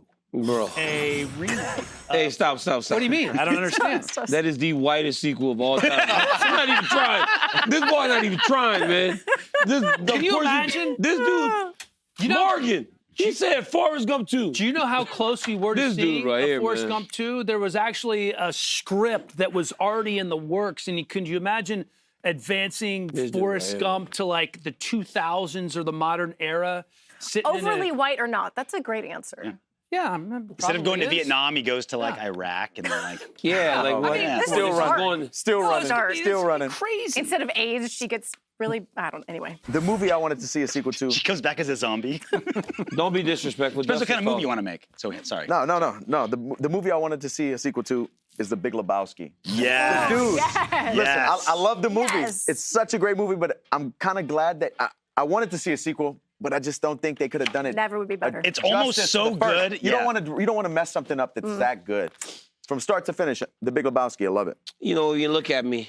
I'm a gritty guy, right? I'm a guy from the streets. You know, I've grown up in the streets. I've lived a very difficult life. You had to do things to survive. So I want to see Menace to Society too, because I feel like it speaks. I feel like it speaks to who I was. You know what I'm saying? A real gangster. I'm Old Dog. I'm Kane. I want Menace to Society too, because I want people to see the hardships of the way that I had to grow up the life of a gangster. Menace to Society too. Can you do sequels and documentaries? I love how you try to act so tough, but what was your first Yeah, answer? that was not your first pick. Menace to Society that was not too. your first Before you pick. changed it. I'm for the streets. Before you changed it. What you mean? You were not. Man, I'm for the streets. Menace to Society too. There was maybe an Adam Sandler movie? Oh, my son was trying to tell me to do Mr. Deeds. See, him and I, Daniel and I have had a very different upbringing. He said, Mr. Deeds. And he don't even watch Dr. all Deeds. of Mr. Deeds. He watches like half of Mr. Deeds because I'm fast forwarding every bad part. From Lafayette to the Bay Area. But yeah. I'm going to tell you this. Menace to Society too. Okay. You know what's a sad story? Menace to Society. You know when I first saw this is very bad. There's some bad parenting now that community center I went to growing up. I went on a field trip when I was 12 years old to the movie theater. It was $5. They took the entire camp To menace the society. We were all kids. Who does that? They were trying to make us gangsters. They were like, y'all ain't getting out of here. I'm telling you, bro, it's bad. They took us to see Menace to Society. Cautionary tale? Cautionary It's tale? like a Scared Straight program. All I wanted to do was wear house shoes with socks and steel shoes. It's like watching Red Asphalt when you're getting your, Bro, I'm when you're telling getting your you, driver's Menace to license. Society too. All right, so those are movie sequels that haven't been made that we'd like to see. A sequel or a trilogy in the fight as we are getting ready to embark on the trilogy in Holloway, Volkanovski, that you'd like to see that hasn't happened. This was another tough decision for me because there's so many great fights that I want to see more of. But just because it's so fresh, I think Glover, Yuri, I have to see it again. I have to see it again. You know, he was 25 seconds away from defending the belt. But that's how fighting works. You know, one mistake and it's over. I got to see it again. Okay. All right. I'm going to go back a little bit further, not too far. Carlos Condit and Robbie Lawler. The one visual that stands out in my mind is how both of them are just so exhausted at the final bell, hands up on the cage. Obviously, a controversial split decision that went to Lawler. Condit, this goes to our point about judging, right? Condit landed a lot more significant strikes, but Lawler's had a lot more behind him. The media, the vast majority of the media thought Condit won. A lot of the fighters on social media thought Condit had won. But Lawler ended up pulling it out. I'd like to see that again. Shows how fleeting it is going from non-champion to champion. Yeah. And that was Condit's amazing career, and it just didn't get that cherry on top because of 3 judges. Interim champion, don't forget about it. It's hard to say because I know he wants to fight the guy, but Diaz McGregor 3. Like, just finish it off, guys. Like, I think it makes sense. It's look at what he did to Conor, right? And Diaz didn't do so well, but he actually hurt Leon Edwards, which is crazy. But I think those guys have to complete that trilogy. It's a massive fight, big moment, big event, and I think that's the one for me. I know this one's not very realistic because their careers have went in such different directions. One's going down in weight, one's going up in weight. But Conor McGregor, Jose Aldo.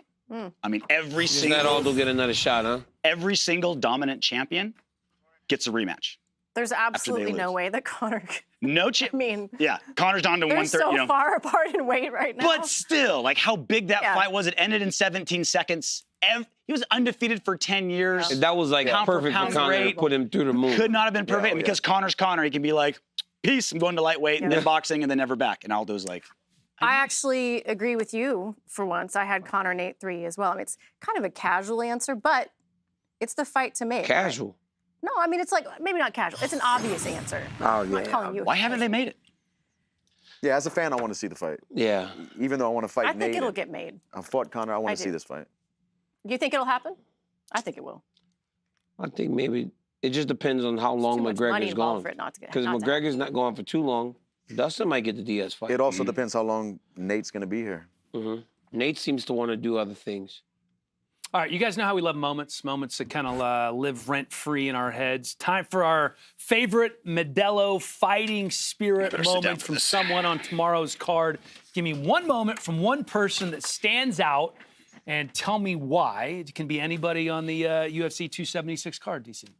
It was Israel Adesanya making his UFC debut against Robert Wilkinson, right? He takes it out, walks to the edge, and he starts to mark his territory.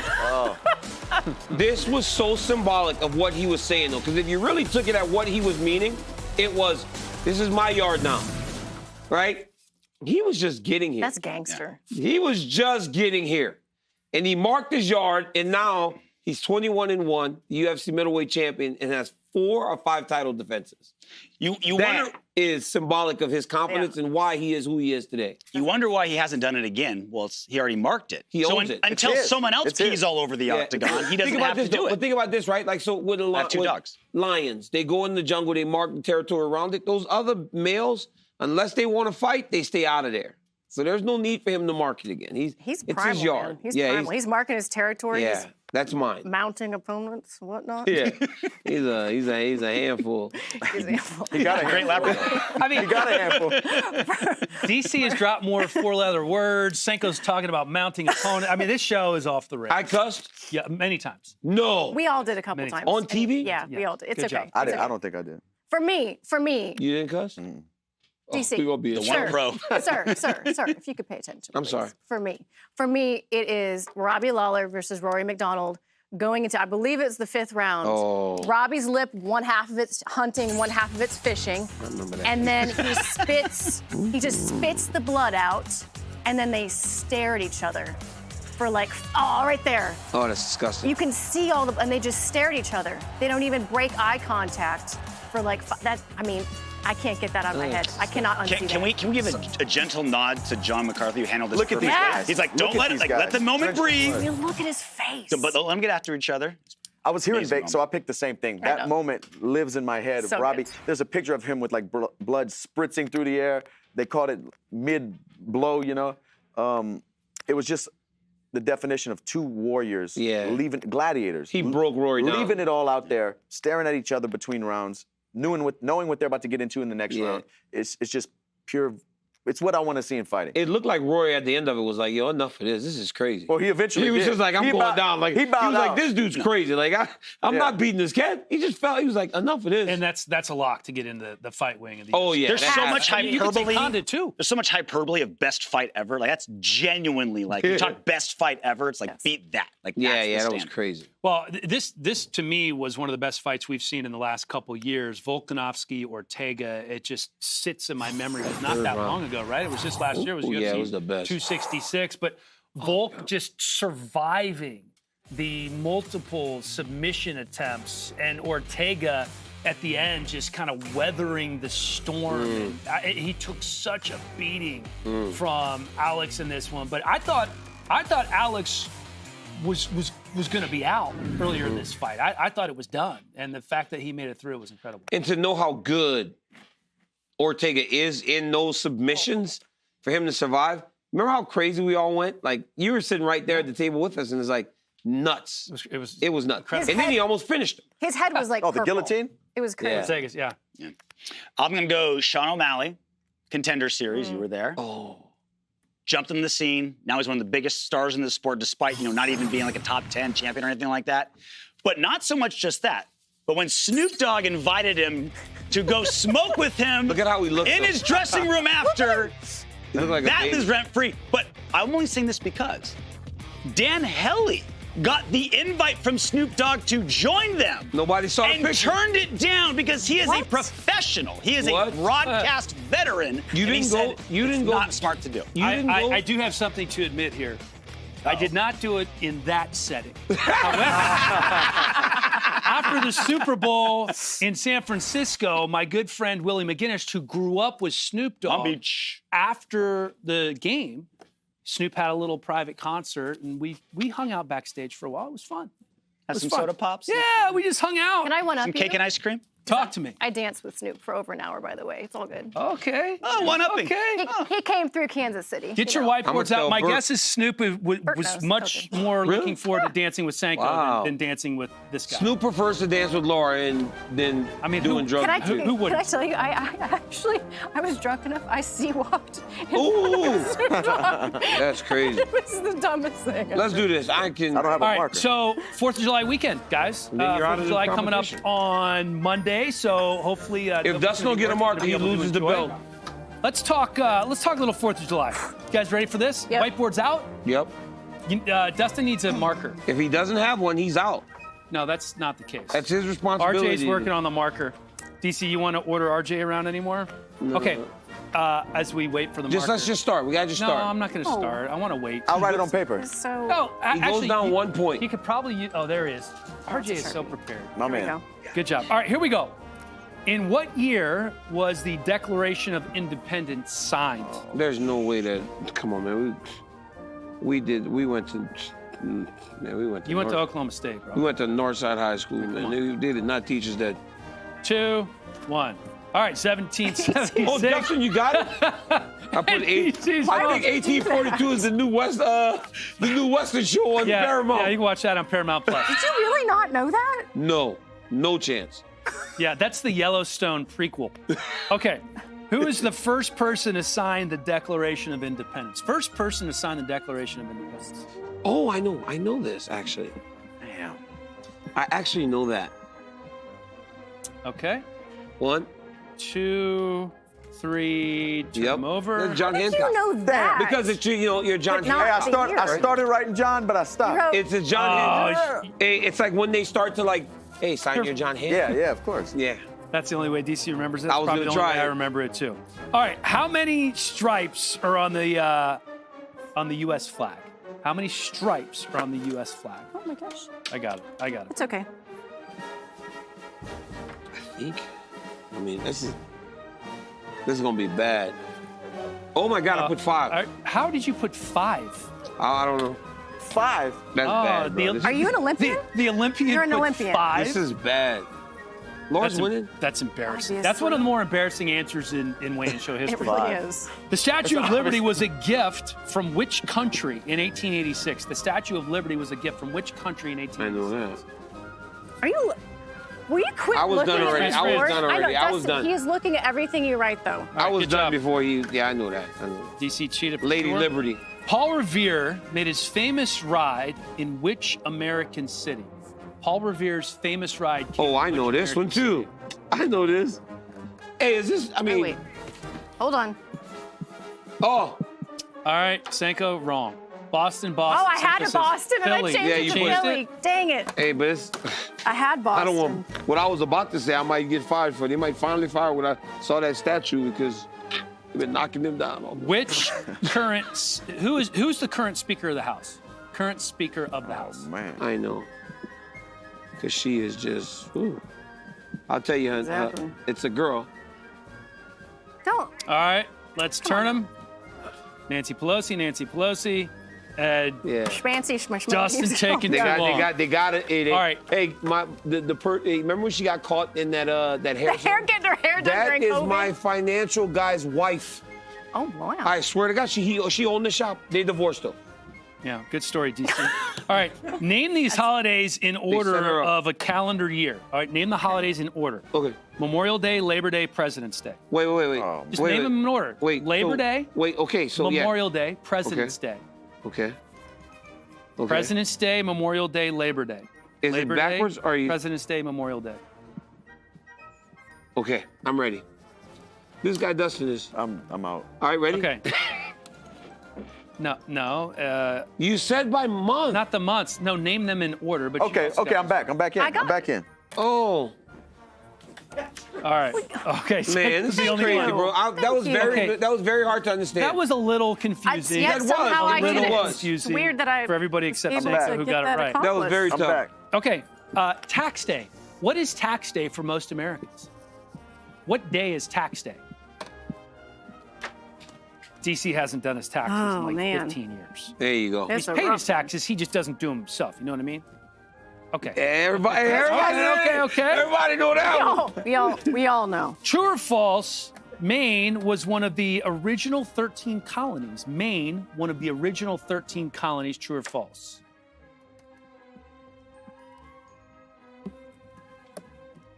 Okay, the answer is false. Now, it was not an original colony. It was a part of Massachusetts at the time. Which was Massachusetts. But it wasn't Maine. It was part of Massachusetts. So the answer It was is not false. Maine. It wasn't Maine. It's false. It was not Maine. All right. By the way, Senko on this trivia, Obviously. 8 for 9. Let me tell you what she Crushing. did in college. She studied, unlike the rest of us. Okay? How many do I have?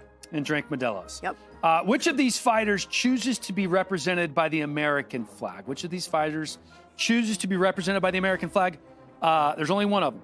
Rob Font, Andrei Arlovski, Aljamain Sterling, or Uriah Hall. Name them again. Rob Font, Andrei Arlovski, Aljamain Sterling, or Uriah Hall. Which one is This is repped a by the real- American flag? Arlovski. It's So a you two are weird. right. It's a weird thing. I know. I thought it's it was a weird either between thing. Rob like- and him. Yeah, it's a weird deal, but it's All true. right, there are 50 U.S. states, and if Senko gets one of these last two right, she wins. What was the 50th, the final state?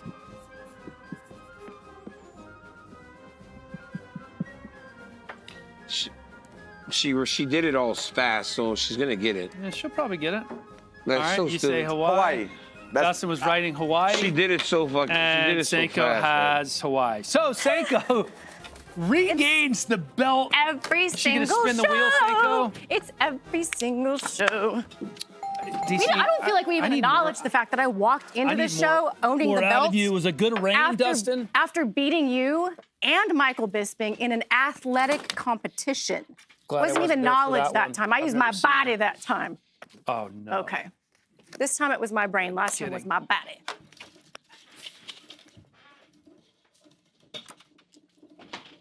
Oh, no. I can't eat hot dogs. I'm not going to do this. Yeah, you are. Because I can't win. It says Alaska. What's Alaska? So the Alaska game is you have to hold a piece of ice in your hand while you break down so dumb. Jared We're not Cannonier doing because he's what the That's You have to pick someone. poor producer Richie. He I was got so an excited idea. about that one. I got an Shocker. idea. Shocker. You can't skip that one. The shocker. I got an idea. No, Alaska. Let's do Alaska. Whoever put that on there? That's a Hey, terrible Alaska, idea. Mark, Alaska, this is even worse. You picked Alaska, you spun the wheel. If we're not going to follow the wheel, then there's no point in having the wheel. I have the belt. I make the decision. Seiko does what she wants. It's pretty airtight. We're doing the shocker, and I'm tempted to make Dustin do it because he's never done it before. Ooh. You have been very sassy today. No, I did the shocker last But time. you also made me tear up, and at the end of the day, I really do like you, so I'm doing Dustin. Oh. I'm sorry. All right. I'm sorry, Dustin, Dustin. as tough was as you scared. are, I don't think this is going to affect you. I was scared. I thought the glizzies. I thought you Barely gotta grab escaped. two hands. Oh, these two? hands. You gotta grab two hands.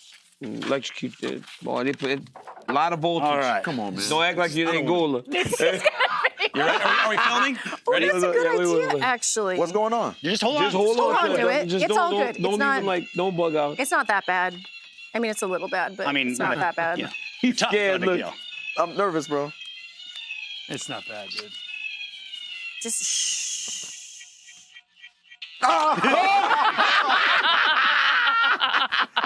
Oh man. Hey, Get you. now you're officially part of the I'm weigh-in in. show. You're I'm in. officially in. Do we have replays? Yes, I gotta see please, the replays. yes. Oh, You've bro. been buzzed in. Yeah. Took him at the anticipation. It was tougher than I thought. It was harder The than I thought. anticipation gets you. It's the anticipation. Look at RJ's face. It just kind of comes out of nowhere, like It you're does. waiting, you're waiting, you're waiting. You can't see All right, us. guys. The weight So was worse Gets than the ya. shy. and it is. It's the anticipation. So this is maybe a little bit more enjoyable, maybe worse. I don't know. So it's 4th of July weekend, right? Celebrating the Stars and Stripes, and there's always the hot dog eating contest. Oh my goodness. Every single year. However, we're not going to make you just eat hot dogs for 5 minutes. So we're just Okay. going to say first to eat 3 hot dogs wins, bruh. walks away with the belt, and also is the most American person on the weigh-in. I can't eat 3. By the way, these are I don't wanna eat thick them. dogs, Massive dude. hot Like dogs. you could have had little. Let's mini- go 2 hot dogs. Let's go Ballpark 2 dogs. Franklin. 2? All right. 2 dogs. Okay. Can I Okay. get another beer? Can I get a water? Yeah, where's the water? You got Where's waters, the right? water? All right. You guys have seen it. You guys have seen the hot dog eating contest. You can use water, you can This- dip, you can what's he doing? all He's sorts of breaking- techniques are Right. viable. But you first one to eat 2 full hot dogs all the way. Blizzard Gladiator. You can dip, Oh, but yeah, you I've gotta got wait my till I say coffee. go, all right? This is going to be disgusting. Producers ready? Timer I'll do ready? anything Here we to win. go. 3, 2, My coffee. 1, go! A lot of chewing. This A lot bread of is chewing. bread is old. It's half the fun. Your taste buds are just fried from the shocker. So Helly's going with the dog's solo technique. This is dry, I get bro. it. No gravy on that. Oh my God. Remember, dog and bread. And bread? Of course. We don't waste food. This is America. This is so gross. Where's a good hot dog? It helps. It helps. Yeah, we didn't There's no way I'm gonna win didn't this. scrimp on the I hot like dog it, dude. quality. There. It kind of gives you an appreciation for the caliber of athlete. How about the first Joey to finish Chestnut is. one? I haven't had a hot dog in so long, man. It was hard to swallow. It was really hard These to are the swallow. biggest hot dogs ever. DC, who do you think will win a hot averages? dog eating contest? Adesanya or Cannonier? They're average, DC.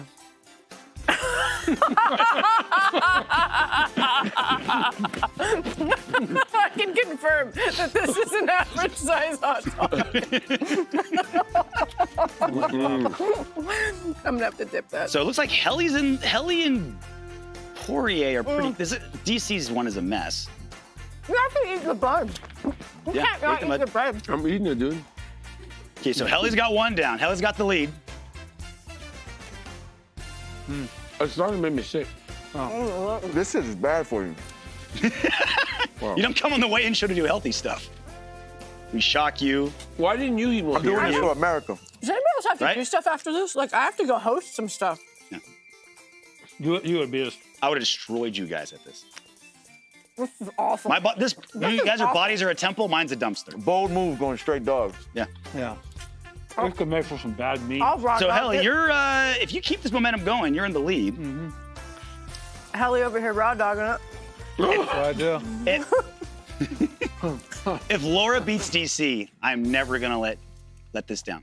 Ever. I cannot eat a second one of these. I barely ate the first. There's no way. Coffee is I'm trying to. You think I like doing this? You think I'm enjoying this? I don't know. You tell me. I am not. But I'm competitive. That's what they all say. Maybe next time. Dry. It's dry. It's so dry. DC's just stalling at this point. No. I'm doing 1.5. This is a long contest. I'm gonna throw up. If Kobayashi was here, he would have eaten every hot dog in the building by now. Oh my God. Oh my God. How much of that can you eat in one bite? Somebody Yeah. grab that. The producer just put that down. It's Somebody grab everywhere. that right now. She wiggled. She wiggled. Oh my God. Oh my God. Turn my camera off. I'm gonna do this. Nah, you ain't eat it. No, you didn't. Where'd you do? Can we get it? Where's the cheat cam? It's nowhere. No. You heard it. No way. It's gone. No. Where's the cheat cam? You heard No. it. 0% chance you won. You ain't eat it. You're a whole hot dog down 30 seconds ago. No. No. Hey. Keep going. There's no way. Yeah. No, he Look. didn't. Did he do it legit? Yeah. No, I ate no it. way. Let's go. And you Get my stole belt. water. It's over. Can I get a ruling, please, in the truck? Hey, I won. I want to see instant replay, man. Bro, yeah, I I won. gotta see. See, there's no video of me Well, cheating. Helly just won for real. I won. There's no video of me Search his cheating. pockets. Check There's my pockets. Gun in here somewhere. It's not. Dustin, Go this back was to your your side. job. Sorry. Dude, go back to your side. Are you in cahoots? Give me What's my going belt. on here? They Look said, under the hey, table. give me my belt. Give me my belt. Where is it? Give me my belt. There it is. You. I knew it. What? You. The Olympian just cheated America. What? And they say the And you know terrorists what haven't won. happens when the winner cheats? That was the Champion towel. maintains That was their the towel belt. grab. Finish it. Maintains our belt. Finish it. You're a Hall of won. Famer He won. and an Olympian. Dan, why would y'all tell on me? Come You here. have to move to Canada now. Come here, Dustin, Oh, I feel sick. I will Did say you that tell you on got me? you got a taste. You got to hold on to the belt for a while. It was here. nice. You did a tremendous job. You pointed to it. Smartest Appreciate guy it. from Louisiana ever on the show. Will you come back? I would love to come back. Favorite moment of the weigh-in show besides DC cheating at the end? What was that? Sitting down and seeing these guys who are about to compete tomorrow, just looking at them in the eyes, you know, talking to Izzy and talking to Volk. I've been in that position so many times. It's a big moment for these guys. It's cool to be a part of it.